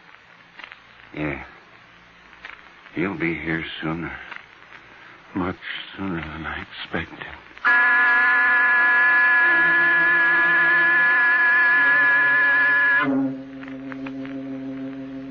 Gordon Gray went into the other room and lay down on his studio couch, face down. That's when I tiptoed out of the apartment. If only I could have peeked into the future, I'd never have left, because that was the last time Gordon Gray was seen alive. I went home, fixed myself something to eat, turned the radio on low, and sat down with a book called That Frail Vessel. a book about the behavior of the human mind. Out of one corner of my ear, I heard it. It was the 10 o'clock news over NBC with Sam Hayes. And there it was. The body of Gordon Gray had been found in his apartment. The book clattered out of my hands, and I sat there for a moment stunned. But only for a moment. In another second, I was driving over to pick up an old pal of mine, Rembrandt Watson. There was a good reason for it. Rembrandt studying to play the cello. On the way over, I noticed a headline. The police had the net out for Gordon's sister, Willa. Rembrandt was home. He was agreeable to going to Gordon Gray's apartment with me. And before you could bat an eyelash, providing your batting average was good, we were in said apartment alone. My word, girl. What a garish-looking place. It didn't belong to Gordon personally, Rembrandt. He was merely renting it. He still doesn't deny the fact that it's garish. Can't be the truth now. Why did you want me to come to this Victorian mausoleum with you? Just a hunch, Ducky. Are you still taking cello lessons? Taking them? Girl, don't be ridiculous. I'm now giving them. Even better. Just as I thought. The boys in blue haven't touched anything. The manuscript for Symphony of Death is still on the piano. Can you play single notes on the piano, Rembrandt? I can try. Good. Run your hangnails over this. Strange. This isn't music. Just a series of notes with no meter, phrasing, or regard for the proper time to the bar. Exactly. Play it just the way it's written. Very well. And call out the notes as you go along.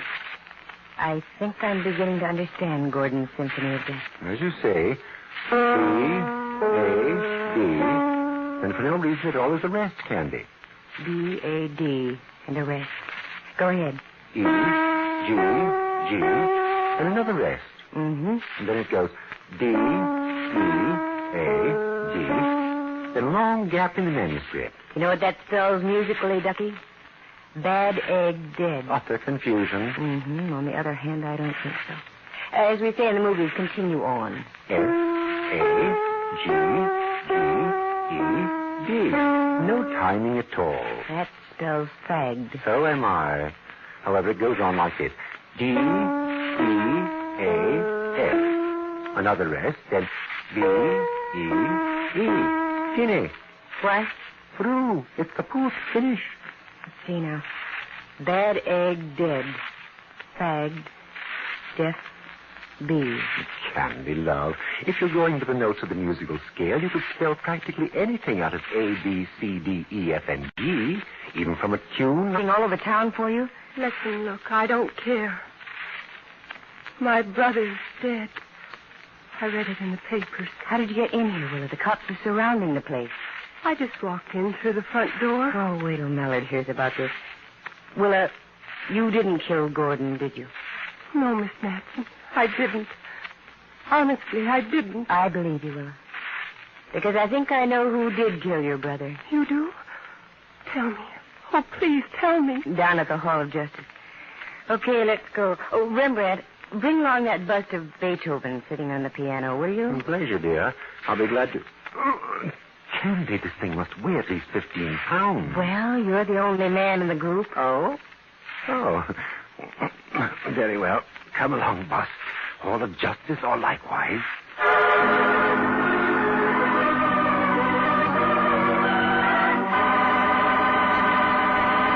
Candy, what are you doing here at a time like this? Can't you see I'm busy? Sure, I only want to see you busier. This is Willa Gray. Remember her? Just the girl we're looking for. Save your breath, Mallard. Willa's innocent. She had nothing to do with Gordon Gray's death.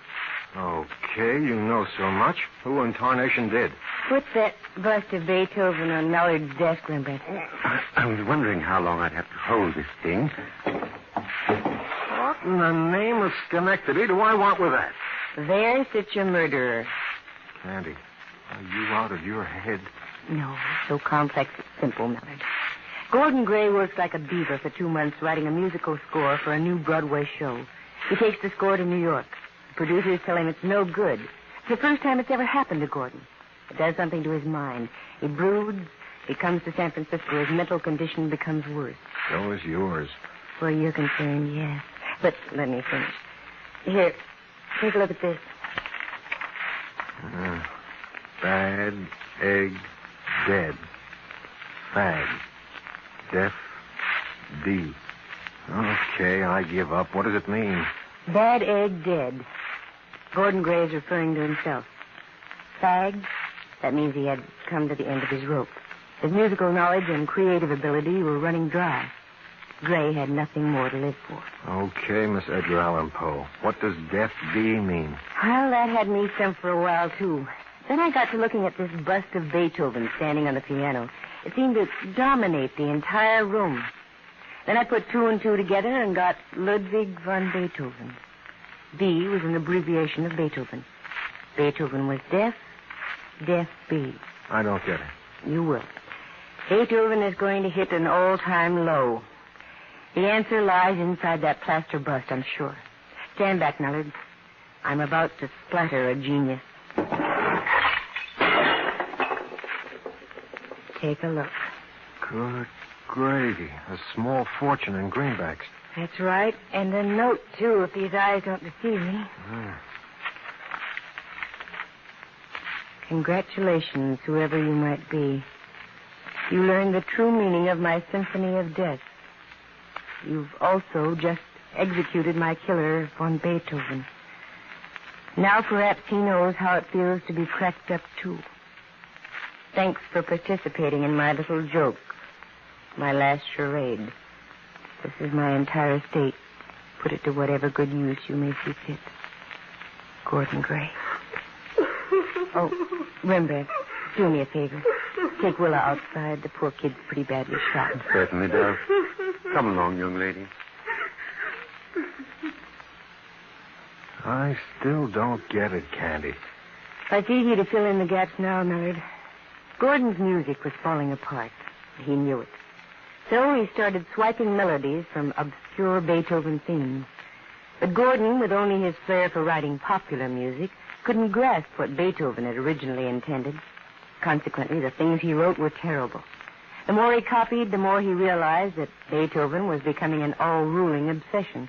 It was Beethoven in the morning, Beethoven at night, Beethoven 24 hours a day until it drove Gordon completely out of his mind. That I can understand, but what's this joke he mentioned? Well, he was a great mystery fan. That's why he wrote this gibberish thing called Symphony of Death. A group of notes that spelled out bad egg dead, fagged, death B, and so on. All part of his warped mental condition. Well, that makes sense. Except for one thing. How did Gordon Gray die? Exactly when he wanted to die. Now, dear, I now know there are some mighty strange things in this world. Even a completely sick mind such as Gordon's has great powers of concentration. Gordon was like a captain without a ship, like a man who's been married 50 years who suddenly has no wife. You probably won't believe it, Millard, but Gordon Gray, knowing that his mind was shot, and knowing, too, that every last bar of creative music had been drained from his heart, his soul, willed himself to die.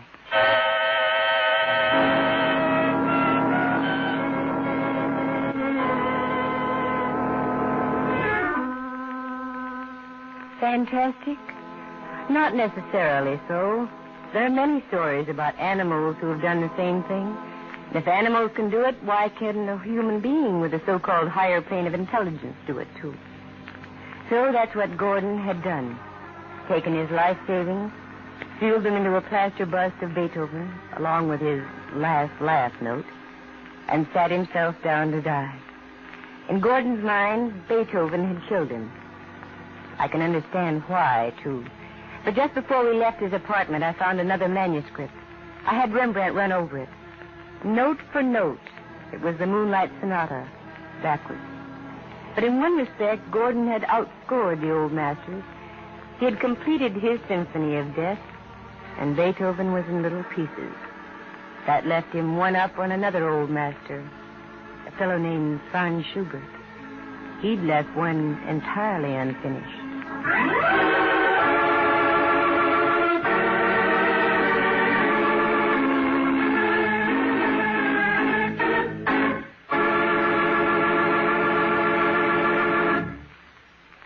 The characters in tonight's story are entirely fictitious. Any resemblance to actual people is purely coincidental. Actors heard this evening were Phyllis Skelton as Willa Gray, John Grover was her brother, Gordon Gray. Jack Thomas as Rembrandt Watson, and Henry Leff as Inspector Ray Mallard. From the star of our program, Natalie Masters, and from her husband, Monty Masters, who writes and directs Candy Matson, and from the staff of the National Broadcasting Company, we wish to express our deep thanks and sincere appreciation to the San Francisco Examiner and Dwight Newton, radio columnist of the Examiner, for tonight's presentation, naming Candy Matson as the #1 program in the San Francisco metropolitan Bay Area. Listen again next week at the same time. For excitement and adventure, just dial Candy Matson, Yukon 28209.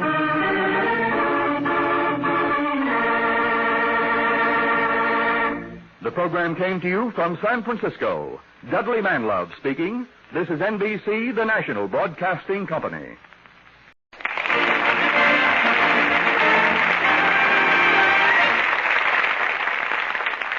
Tonight, Daddy Snooks, played by Hanley Stafford, is in a bad way. He went to a stag affair at his lodge last night and is now trying to recover from the horrible after effects of the wassail bowl. He is resting in his study as Baby Snooks enters. Let's hear you groan, Daddy. Oh, my head. Oh. Hello, Daddy. Oh, you're here. Now, go away, Snooks. Daddy's trying to rest.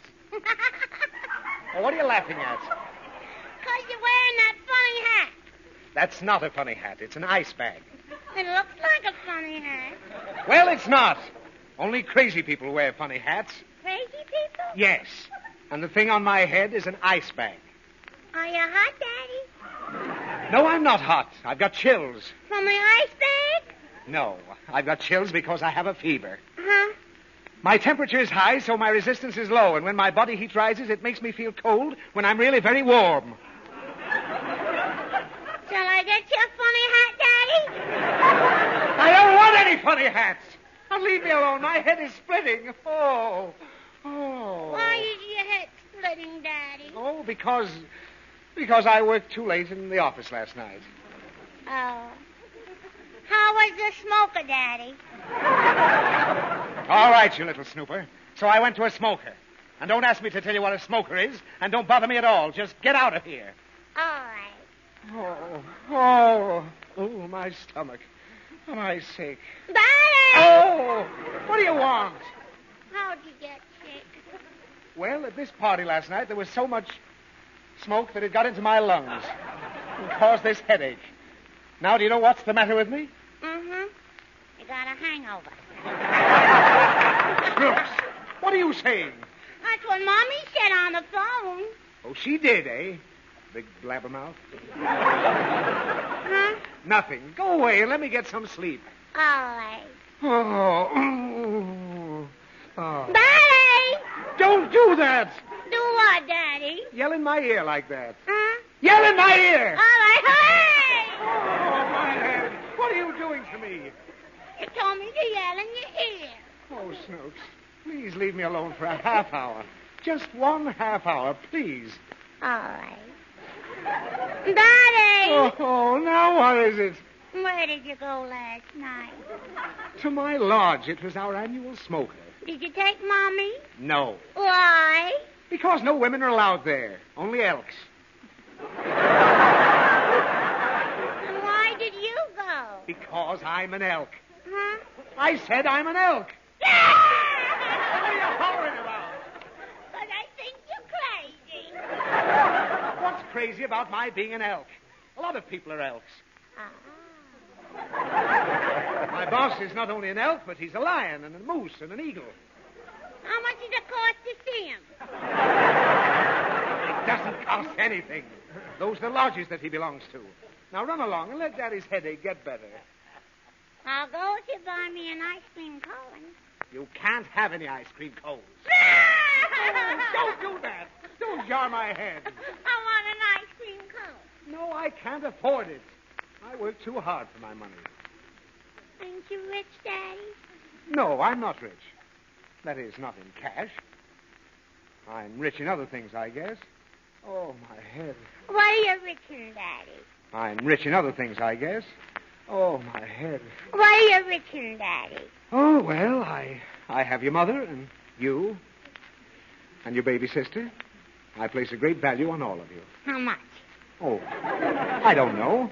I guess I rate you at $1 million and your mother at $1 million and the baby at $500,000. Oh. Daddy, What? sell the baby and buy me an ice cream cone.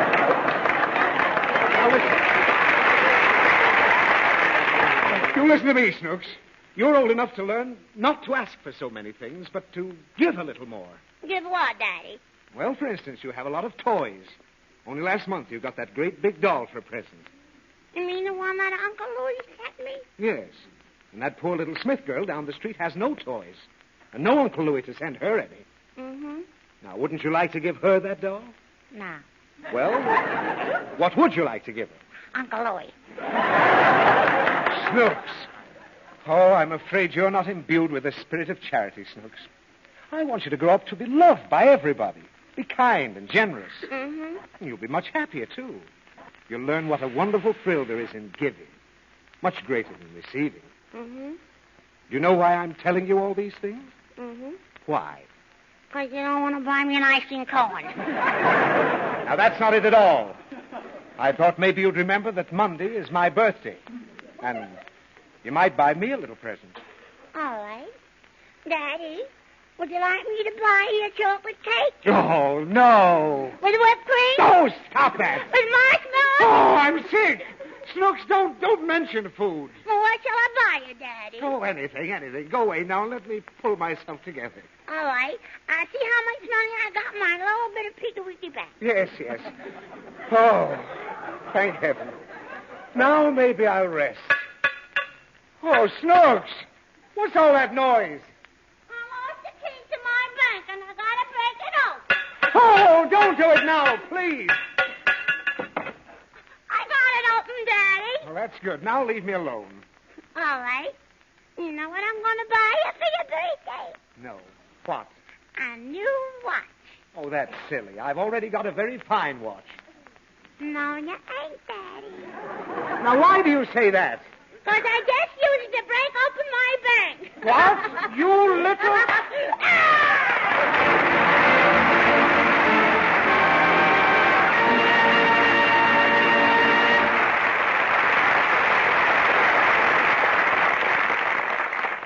That was swell. And now, young lady, I'd like a word with you. Oh, me? Yes, you. Come over here, Snooks. All right. You understand the purpose of this program we're giving here tonight, don't you? Mm-hmm. Are you sure? Mm-hmm. Well, what is it? I don't know. I thought so. Well, we're trying to get everybody in this whole country to contribute dimes Why? to help a lot of poor, unfortunate, sick children, Snooks. Oh. Mr. Cantor, Yes? did you just hear me bust open my bank? Yes, you're going to buy Daddy a watch for his birthday, aren't you, Snooky? Oh, no, I ain't. No? Well, what are you going to do with the money? Here, you can have it. Me? For little sick children. Well, baby Snooks, that's the nicest gesture I've ever seen. Thank you so much. And now...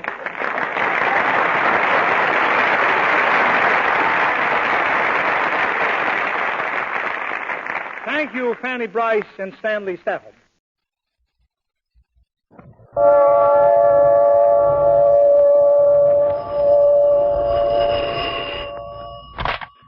Hello, Yukon 28209.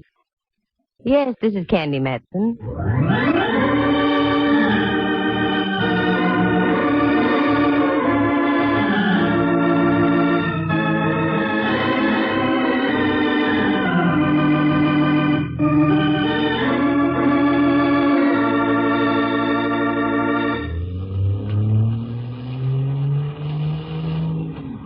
Come on, Mellard. Stop pouting. Enjoy yourself. It's earlier than you think. Monterey at Christmas time is delightful. Carmel is most enchanting. Salinas I enjoy.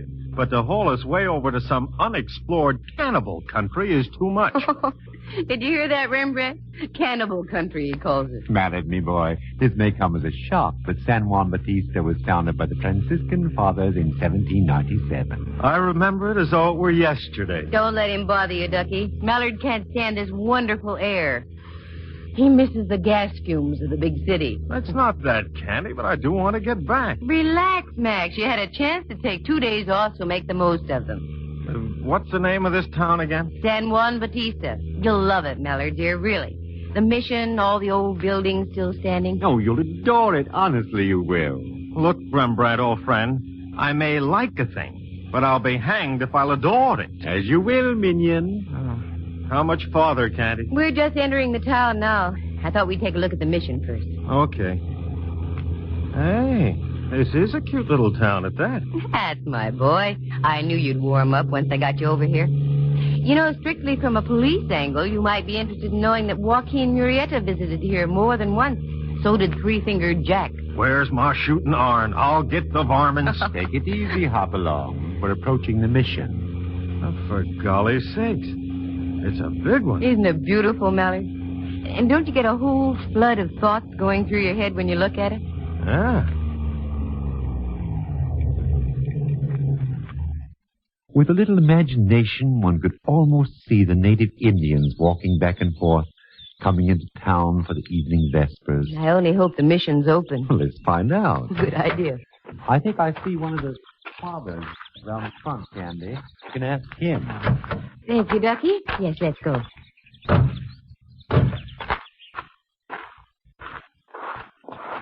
Good afternoon, Father. Mm-hmm. Oh, good afternoon, young lady. Can you tell me if the mission is open this afternoon? Oh, yes, most certainly. Do forgive me if I appear somewhat startled. I was picking these red berries, and I failed to hear you drive by. I'm sorry, Father. Oh, that's quite all right.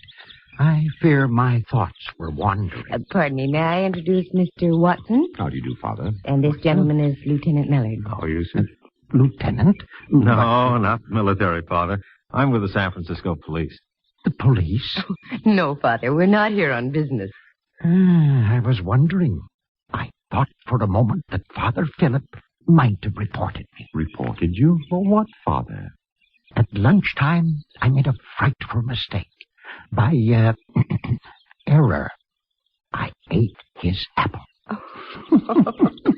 Right under his very nose, too.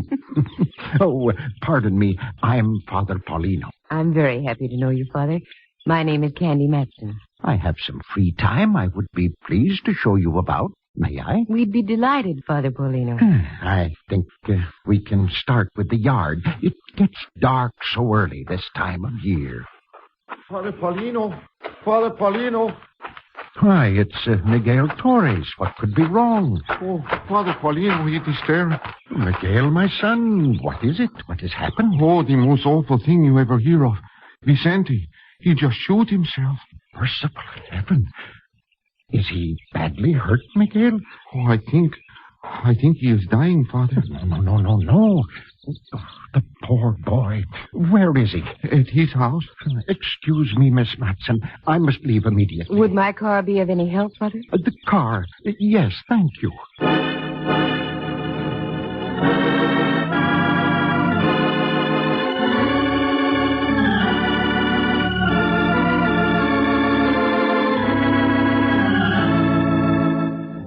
From Studio A in San Francisco's Radio City, the National Broadcasting Company presents Candy Matson, Yukon 28209. Tragedy in the sleepy little California mission town of San Juan Bautista. But it wasn't the first time. If you look around the side of the mission, you'll see that the place marks the mass grave of 12,000 Indians who died in a smallpox epidemic years ago. San Juan had seen knifings, too, and other shootings. It had lived a rowdy life in the dim years gone by, and obviously the rowdiness was still alive in a minor sort of fashion. We got in the car, and with Miguel directing us in broken English and Latin gestures, we made our way out on a dirt road about 3 miles outside of town near the granite quarry. We finally pulled up in front of a one-story wooden house that must have been built before the turn of the century. We went inside, and there was the prone form of a Mexican boy of about 21 or 2.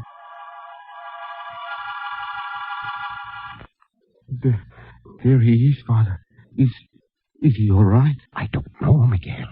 I'll have to see. He's gone, isn't he, Father?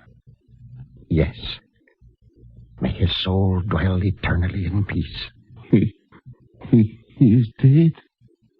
Miguel, listen to me. His flesh is cold, yes, but his soul still lives. Do you understand what I'm saying, my son? Yes, Father Paulino. Wait a moment. Mallard, look. Here where he was shot. Well. If Vicente knocked himself off, he certainly did it the hard way. You're not kidding. Miss Matson, would you mind very much if we brought the body back in with us to the mission? I'm afraid we can't, Father. Would you step over here? I have something to tell you. Certainly, Miss Matson. You wear a look of concern. Is there something wrong? I'm afraid there is, Father Paulino. What do you mean? But it looks very much as though this wasn't self-inflicted. What? You don't mean that... Miss Matson, are you sure of what you're saying? Reasonably so, Father. You see, a gun held at close range leaves powder marks. Vicente's wound is as clean as a whistle. Well, I don't know what to say. I'm sorry, Father, but that's why we can't remove the body. We'll have to call the sheriff's office in Hollister. Can you tell me where I can find a phone? Yes, there's one at the mission. If you don't mind, I'll stay here. I have work to do.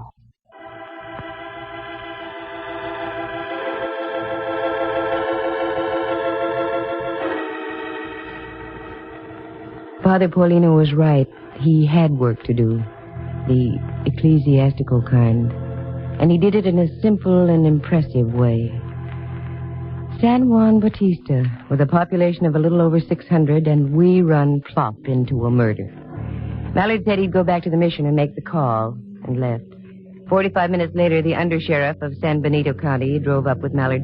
He asked the standard questions, but learned nothing. We went over the house with a fine-tooth comb, but we came up with a blank. There being nothing else to do at the moment, the men put the body in the sheriff's car, and he drove back to Hollister, and we returned to the mission. Would you care to take a stroll about the gardens, Miss Matson? It's most peaceful. Makes a wonderful place for clear thinking. Well, yes, Father, I'd love to. Mallard? You go ahead, Candy. I promised the sheriff I'd take a look around town for him. Oh, sure. Want to come along with me, Rembrandt? Yes, I believe I will, if you don't mind, Candy. No, not at all. So one thing before you go. You will be my guests for dinner, won't you? That's most gracious of you, Father. What do you think, Candy? I think it would be charming. Okay. We'll see you back in a little while then. This is a tragic thing, Miss Matson. Vicente was a splendid lad and a good Christian. I know how you must feel, Father.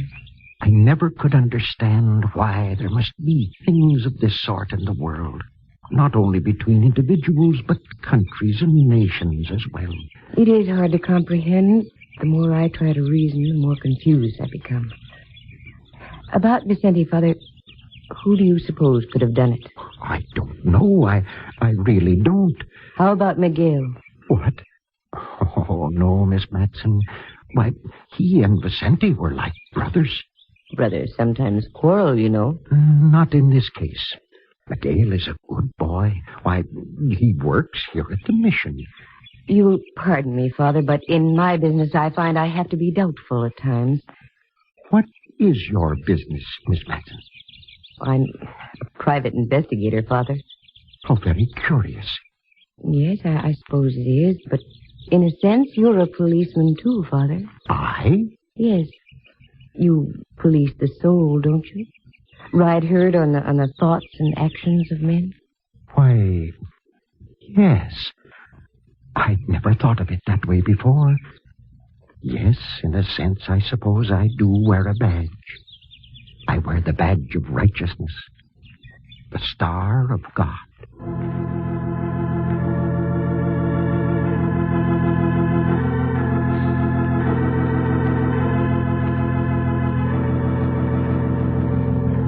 Father Paulino was a wonderful man. As we walked about the mission gardens, he spoke of many things, but in parallels, all connected in some way with the killing of poor Vicente. The time passed swiftly. I was so engrossed in listening to the kindly voice of the man, and before I knew it, Mallard and Rembrandt had returned, and it was time for dinner. Miguel did the cooking and waited on the table. The dinner was a masterpiece of simplicity, and if it hadn't been for the tragedy of the afternoon, I would have been enjoying a serenity I'd never known before. Did Vicente live out there all by himself, Father? Yes, the house belonged to him. He's a descendant of one of the original families of San Juan. His great-great-great-grandfather owned one of the largest ranchos in California. It stretched from here to the Pacific Ocean. That's a lot of property. Indeed. You see, it was given to him by the King of Spain under one of the original Spanish land grants. I understand there still are some in existence. Yes, I believe there are. But they've all been chopped up and sold in much smaller parcels. Did Vicente work, Father? Oh, yes, he was a good worker. Seasonally, in the artichoke fields and the lettuce fields. In the off-seasons, he did odd jobs about the town. Speaking of town, Father, do you know a woman named Rose Taylor? Why do you ask that? Do you? Yes. Why do you mention the name? There's a little bar down the street. Yes, I know. The frailties of mankind. The fellow who runs the place says there's been talk about Vicente being kind of loco over the Taylor girl. I'd heard something of the sort, too. I was going to speak to him about it on Sunday. How long has she been here, Father? She arrived about 2 months ago. I'm afraid she's been a disturbing influence on our little village ever since. Did you talk to her, Mallard? No. Where does she live, Father? In a small cottage over on 2nd and Polk Street. I think we ought to take a little walk over there, don't you, Mallard? Right as rain, Cupcake. I dropped by her place before dinner, but she wasn't in. Oh, you know where it is, then? Mm-hmm. Good. Please don't think it's rude, Father, but it's something we have to follow through on. I understand, Miss Matson.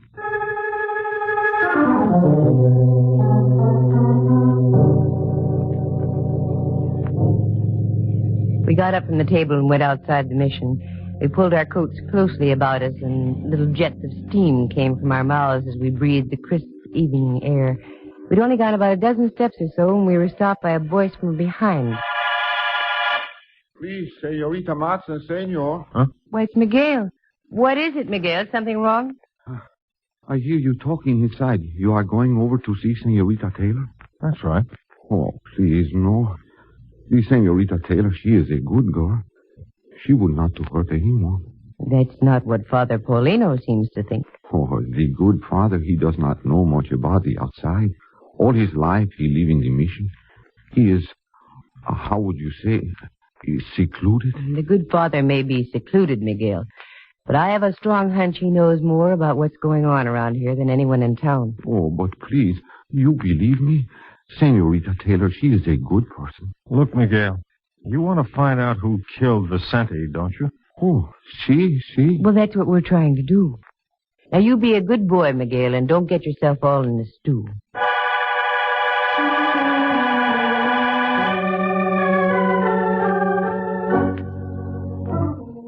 We left Miguel and walked over a couple of blocks to 2nd and Polk Street. We found the cottage and saw a light in the front window. Mallard knocked. And what opened the door would have been a delight on any movie screen, if you like your beauty the hard way. Rose Taylor, it was obvious, could raise an awful lot of havoc with the local swains. Something you wanted? Yes, we'd like to talk to you for a moment, if you don't mind. Yes, I do mind. I'm kind of busy. I'm sorry, Miss Taylor, but you'll have to unbusy yourself. This is the police. Police. Always the police. Why can't you let me alone? You've been in trouble before? Nothing serious. Might be this time. You know a kid named Vicente? Yeah, I heard what happened. These crazy kids. They have a yen for knifings and shootings. Don't they just? This is Lieutenant Mallard. He tells me he was by here this afternoon and you weren't in. That's right. I went into Salinas to do some shopping.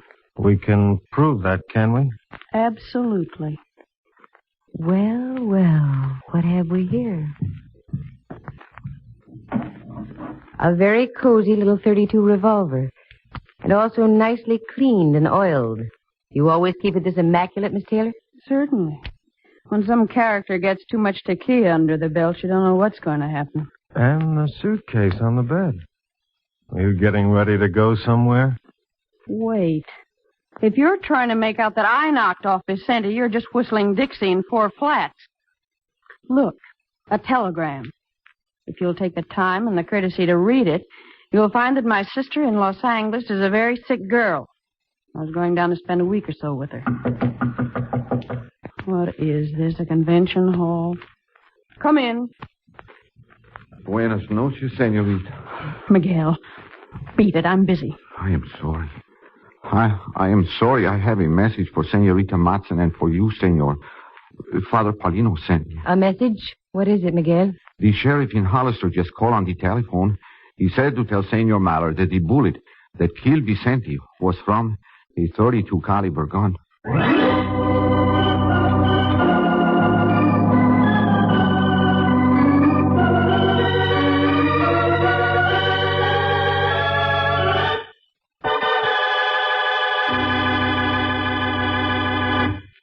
From San Francisco, the National Broadcasting Company is presenting Candy Matson, Yukon 28209.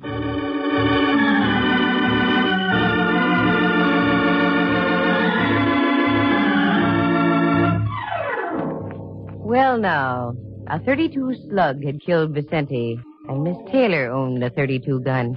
It looked practically tailor-made. However, I've seen coincidences like this before that have gone up in thin smoke. Mallard plucked the rose and asked her to return to the mission. And right there, I got me a king-sized idea. I excused myself, went to the little bar, and from the owner, I found out where the local banker lived. 5 minutes later, I was in his living room talking to him, a gentleman named Banta. Yes, it's terrible. I only heard about it a half hour ago. Vicente was a splendid lad. That's what I've heard. Well, the reason I'm here, Mr. Banta, is to inquire about his financial status. Did he do any banking at all? Oh, yes.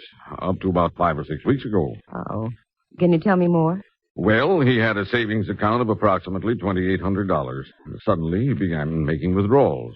200, 300 at a time. Yesterday, he made another withdrawal. He'd left a total of $400 in his account. Well, what do you know about that? Well, he said he was having trouble with his crops this year, the rain and all that. Mm-hmm. What about Miguel Torres? Now, that's a very strange thing. He had an account of $900. That's practically gone, too. I assumed he was helping his friend Vicente. I smell a very well-shaped rodent. Name of Taylor. Thanks, Mr. Banta. You've been a great help.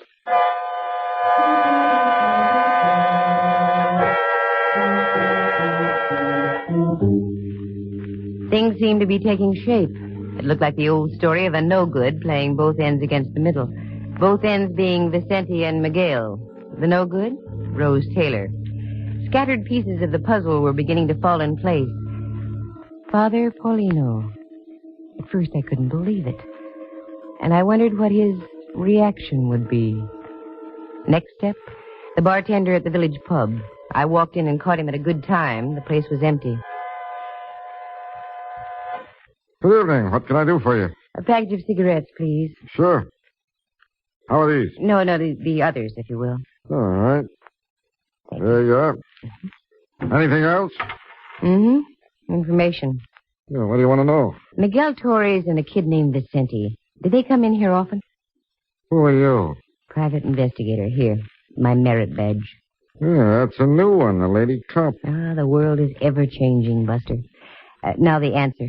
Yeah, they used to come in about once a week. Usually on Saturday nights. Drink much? Nah, good kids, both of them.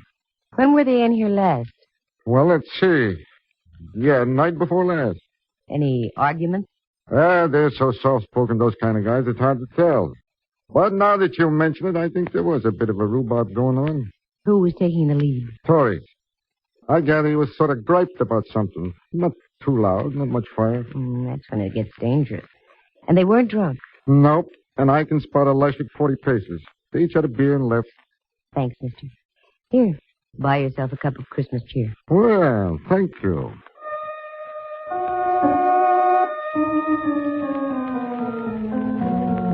Click, another piece of the puzzle in place, and all roads led right back to the mission. With the exception of the late Vicente, we had the full cast of characters front stage center. And a neat little bit of intrigue it was, too. As I drew near, the warm lights of the mission were streaking through the windows, contrasting greatly to the thoughts that were going around in my head. I walked in. Father Paulino was sitting over his desk, his head buried on his arms. Mallard was leaning back in a chair watching Rose Taylor, who in turn was smoking a cigarette and pacing the room. Rembrandt was reading a copy of the National Geographic. All heads snapped to me as I entered. Hi, Cupcake. Have fun? Of sorts. What's new here? Oh, waiting for the sheriff from Hollister. He's going to book the Taylor lady on suspicion of murder. That way he can hold her. I think I have somebody else for him to hold. Father Paulino? Yes, Miss Matson. I think you know what I'm about to say. Yes. Yes, I think I do. Where is he? In the next room. I'll call him.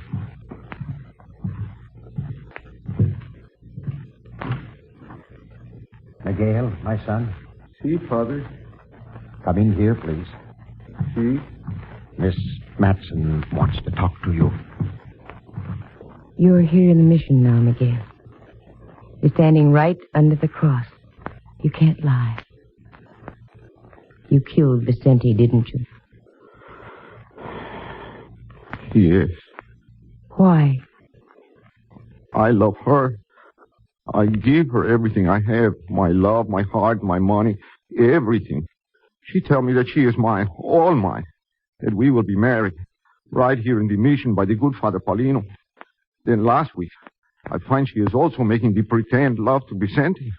I almost went crazy. You told Vicente to stay away. See, that is right. But last night, I stand across the street from Senorita Rose's house. Vicente was there. And as they say goodnight on the front porch, she kissed him and pat his cheek, just as she did to me. And so you shot him this afternoon with a .38. And when the sheriff called, you told us it was a .32, knowing that Rose also had a .32. See, that is right. But you would never get me for it. Mallard, Father, come on, don't let him get away. There he goes, up on that wall. Miguel, stop.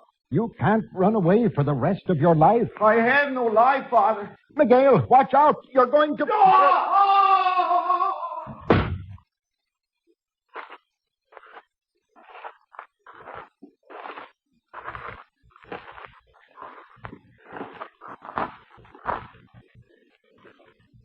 He's done for. Broken back. Is the pain bad, my son? No, Father. Am I dying? Yes, Miguel. You see, I told you I had no life left. The bells, you hear them, Padre? Yes. They're ringing, Miguel. Time for the company. You would pray for me, Father Paulino? Of course. Merciful Jesus, all-knowing, all-seeing, look down upon us this night, so close upon thine own natal day. This boy I'm holding in my arms, Miguel Torres, he has trespassed upon thy commandments. In thine infinite mercy, I seek his forgiveness. Thank you, Father. Thank you. He's gone, Father Paulino. Yes. Requiescat in pace. May his soul rest in peace. Amen. Where is she, the Taylor woman? I'm right here, Father. Look upon this boy I'm holding here, the second death in a matter of hours, and all because of you. I know. In the eyes of the law, you are guiltless. You pulled no trigger to cause the death of Vicente. Miguel fell off a wall to his death. But it was because of you. I realize that now. Do you really? Yes, Father. And perhaps in this hour of dark tragedy, something has been salvaged after all. This is the Yuletide, the anniversary of the birth of Christ. In his infinite wisdom, the Almighty is charitable. Rose Taylor, seek his forgiveness. Leave San Juan Bautista. I'm sure Miguel and Vicente would want it that way. Start anew. Lead a penitent life. It is not too late. Tell me, child, do you recall Mary Magdalene? I do, Father. Need I say more? No. Someone help me with Miguel. We will carry him back to the chapel and finish the compliment there. I will, Father. Thank you. Yes.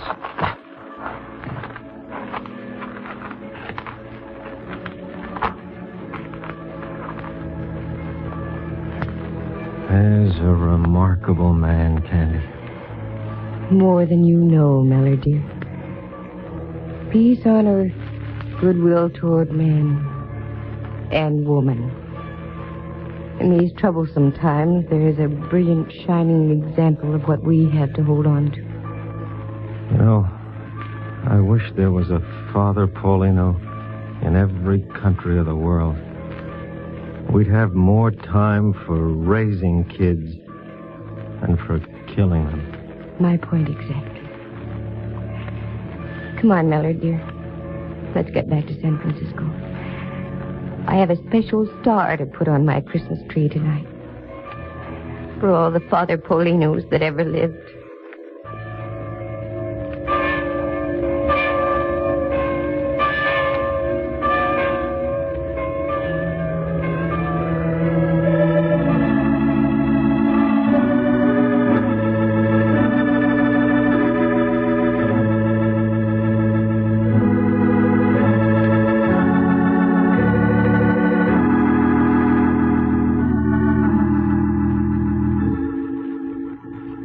Listen again next week at this same time. Just dial Candy Matson, Yukon 28209. And a very Merry Christmas to you all.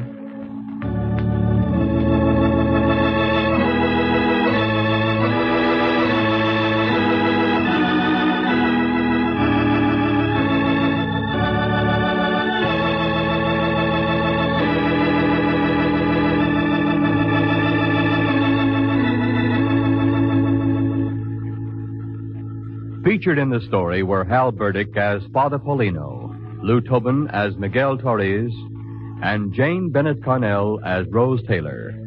Henry Leff is Lieutenant Ray Mallard, and Jack Thomas plays Rembrandt Watson. The program stars Natalie Masters as Candy and is written and directed by Monty Masters. Sound effects are created by Bill Brownell, and Eloise Rowan is heard at the organ. Our engineer was Clarence Stevens. The characters in the story were entirely fictitious. Any resemblance to actual people is purely coincidental. The program comes to you from San Francisco. This is Dudley Manlove speaking.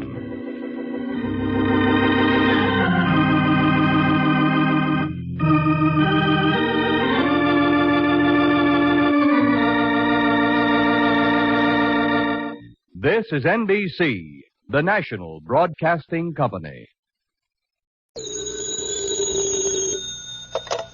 Oh, Yukon 38309. Yes, this is Candy Matson.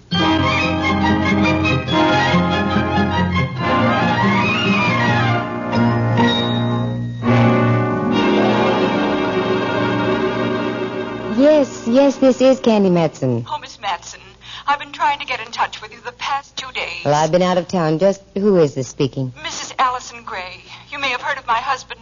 The famous industrialist? Who hasn't heard of him? You've got to help me, Miss Matson. I'm desperate. You sound it. What seems to be wrong, Mrs. Gray? I understand you do work of a confidential nature. You understand correctly. Can you drop out to see me, Miss Matson? Right away. Well, you'll have to give me some idea of what it's all about, Mrs. Gray. There are certain types of cases I refuse to accept. Do I have to tell you on the phone? If we're going to do business, yes. Well, it's my husband. For the past month, I felt that he's been gradually losing his mind. What? It's horrible. But yesterday, he disappeared completely. You don't have to say another word, Mrs. Gray. I'll be right out.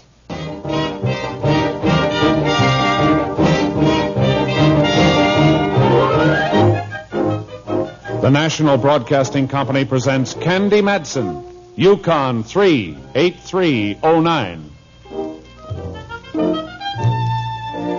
That's the way it usually goes. I live in a penthouse on Telegraph Hill in San Francisco. Inside, there's a phone. It's listed, and it rings. Sometimes I wish it wasn't and didn't. But the phone is listed thusly, Candy Madsen, Private Investigator. And that's how I make my living. Do you remember that old gag about what's black and white and red all over? Yeah, a newspaper. Well, because of that telephone call from Mrs. Allison Gray, I had a switch. I had my palm red and got black and blue all over. And for good measure, I uncovered 2 very dead corpses along the way. I got the address of the Allison Grays out on Broadway in the Valley of Wealth, and that's where I went. As I pulled up at the front door, I looked for the bell, but there was none. Nothing but a huge knocker looking like it weighed about 10 tons. I whacked it a couple of times and thought the house would fall off its foundations. Oui, mademoiselle? Oh, oui. Je suis ici pour un rendezvous avec Madame Gray. Oh, parlez-vous français, mademoiselle? Oui, Lowell High School style. Entrez, s'il vous plaît, mademoiselle. Oui. C'est un bon jeu, n'est-ce pas? Oh, oui. I'll bet you run out before I do. You can say that again. Oh, you speak English? Yeah, San Francisco style. You Miss Matson? That's right. Miss Gray's expecting you. You'll find her in the library. Don't overdo it, Clyde. Say, what kind of a place is this anyway? You'll find out. Right on in, please. Yeah, thanks. Oh, Miss Matson? Yes, Mrs. Gray. Do come in. My, how attractive you are. I expected a severe type of woman. Sit down, won't you, please? Well, thank you. You've got to help me, Miss Matson. My whole life has been turned into a phantasmagoria. Oh, that's a good word. Tell me more about the phantasmagoria. My husband and I have been married 30 years. All that time he's been kind, considerate, generous. And with money yet. That makes him quite a man. But in business, he's just the opposite. He's ruthless. And I'm afraid he's made a good many enemies. Well, I guess you have to be like that in business if you want to be successful, Mrs. Gray. I know of at least a half dozen men who've been led into financial ruin because of my husband's operations. And this all leads to... Just this. I believe that his business tactics finally began to prey on his mind. For the past month, he's looked as though he were suffering from shock or concussion. Well, maybe that's it. No, Miss Matson. I was a nurse before I married Mr. Gray. I know the symptoms. My husband, I'm sure, is on the edge of a complete mental collapse. If it hasn't happened already. Well, and just how do I fit into the picture? Find him, please. Then perhaps we can get to the root of all the trouble. I'd die if anything happened to him. You should know his habits. Can't you find him, Mrs. Gray? Can an amateur pianist do the work of a Rubinstein? No, Miss Matson. You're a professional sleuth. That's why I called you. Okay. You've got yourself a girl. As of now, I'm on the payroll. What is your fee, Miss Matson? $200 in advance, $50 a day in expenses. That's reasonable. I'll make out a check for you right away. Fine. Oh, hello, Auntie. Excuse me. Didn't know you had company. Perfectly all right, Robert. May I present my nephew, Robert Warnicke. This is Miss Candy Matson. How do you do? It's delighted to know you. Matson, huh? That name is familiar. Yes, you're a lady reporter or something of the sort, aren't you? No, I'm afraid not, Mr. Warnicke. Let the girl alone, Robert. She's here on business. Here you are, Miss Matson. Thank you, Mrs. Gray. Well, I better be getting along. You'll hear from me soon. Oh, goodbye, Mr. Warnicke. I'll be seeing you. Yes, I have a hunch you most certainly will.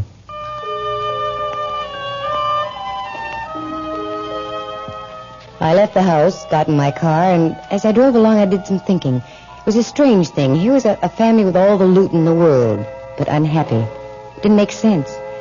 Suddenly I realized I wasn't far from the studios of an old friend of mine, Rembrandt Watson, a darn good photographer, now that he's given up the grape, the kind that comes in bottles. As luck would have it, he was in and gave me a greeting worthy of the prodigal son. Candy, you minx. Where on earth have you been, Dove? Minx and Dove, you make me feel as if I should be molting. What do you mean, where have I been? Just what the question implies, dear. Where have you been? Up in Eureka on a case. Oh, and how did you find Eureka? With radar. You've never seen such fog. Oh. Well, why this deep concern about me whereabouts? I've been trying to get in touch with you. I've some business for you, dear. No, thanks, Rembrandt. I already have some. Oh, she's an old customer of mine. I've photographed her so often, I know every little wrinkle. I've even given them names. No, I told you, Ducky, I couldn't possibly Her neck has more lines than a California road map. Rembrandt, for the last time... Her name is Gray.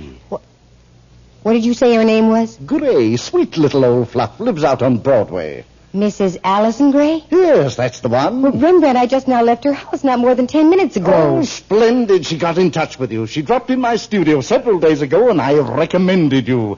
Get yourself a fine fat feed, Dove. She can afford it. Well, do you know anything about the deal? Only that she's worried about her husband. That's nothing. I'm worried about mine. Oh, girl, you're not married. That's why I'm worried. You mean you still can't get Lieutenant Mallard to see the light? Right. Every time we even get near the subject of matrimony, Mallard ducks. Mallard ducks. Okay, I'll leave. I would if I were you. Mallard ducks. Really? Well, did you accept the case? I'm afraid I did, Rembrandt. Then you might be interested in this. Here. What's this? A card. You can read. Yeah. Madame Natasha, palmistry, telepathy, sittings by appointment only. What's this all about? May not have any connection in the least, but it fell out of Mrs. Gray's purse as she left the other afternoon. Palmistry yet? This gal goes in for wrinkles all over.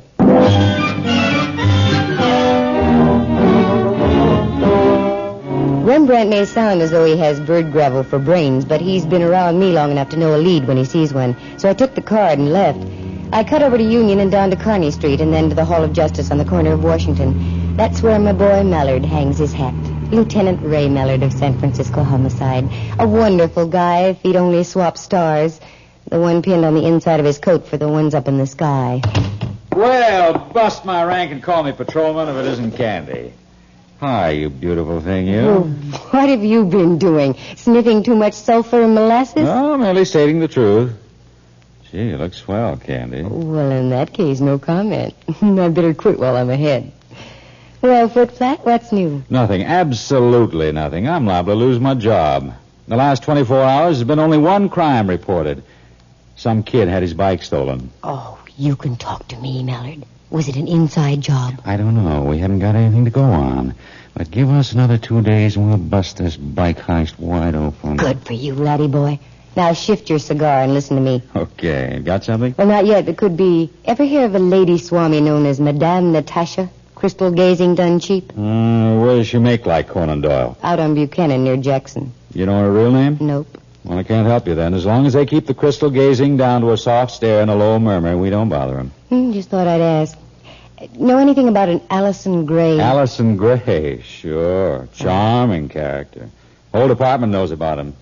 There's nothing we can do about it. So? Yeah, so. The biggest crook this side of Jesse James. Jesse did it with a gun. This joker does it with pen and ink. Oh, all very neat and orderly. Can't get a thing on him. A happy chappy, eh? Very happy. He's got more guys who hate his... He's very unpopular. Sure. Nobody likes him. Well, his wife does. She loves him. Well, that's what wives are for. That's what I keep telling you. Now, how did I walk into that one?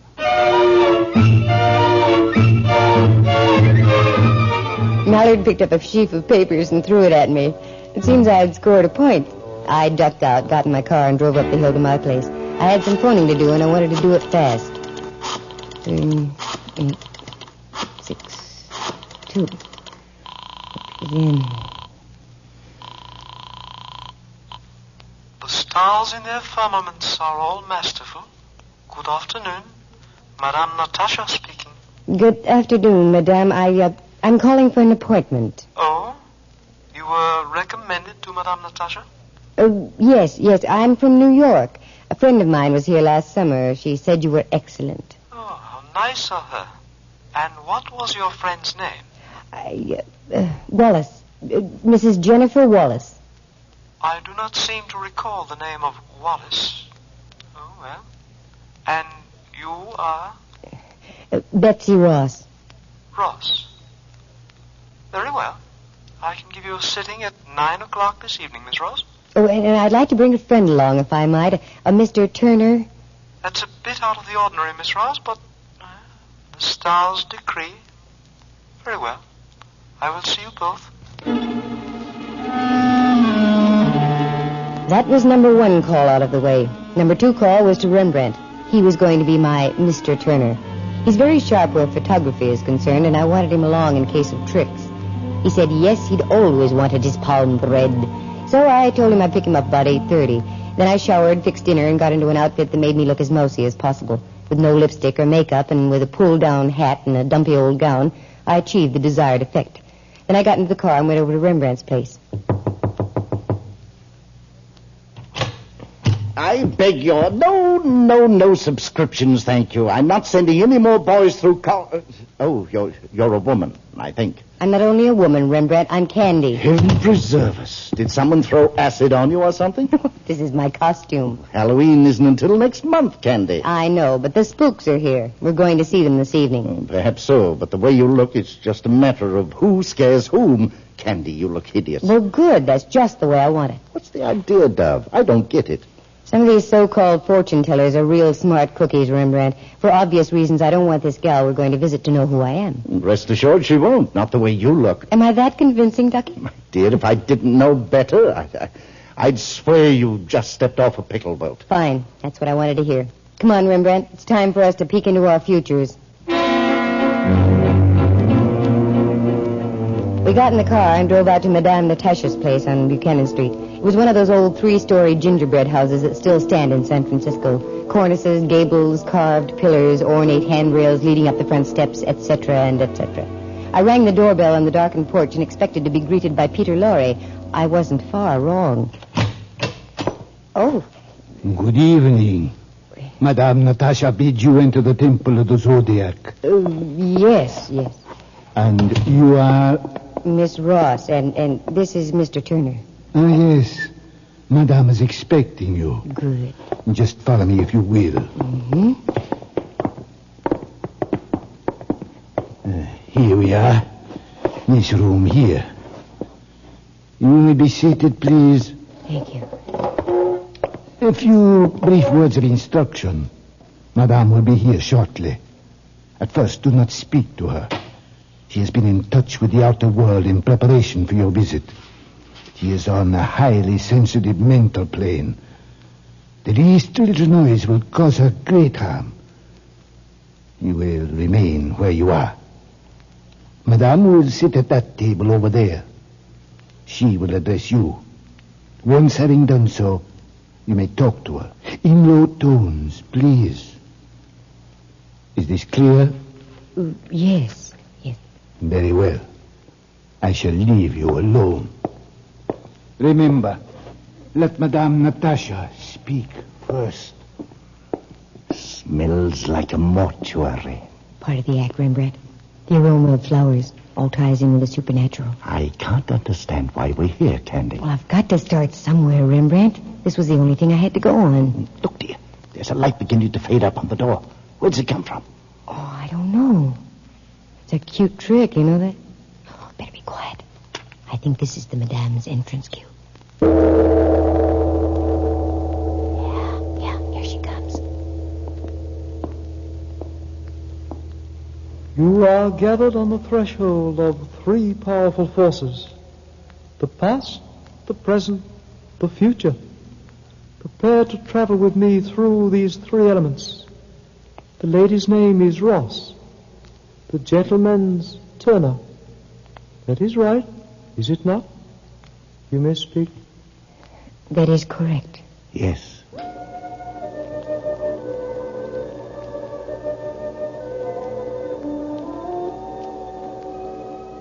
We shall commence. Detach yourselves. Think of nothing but the past. Your childhood, your school days, vacations, your misfortunes, your happy hours, your parents, Think. Yes. Our thought planes are beginning to meet. Music.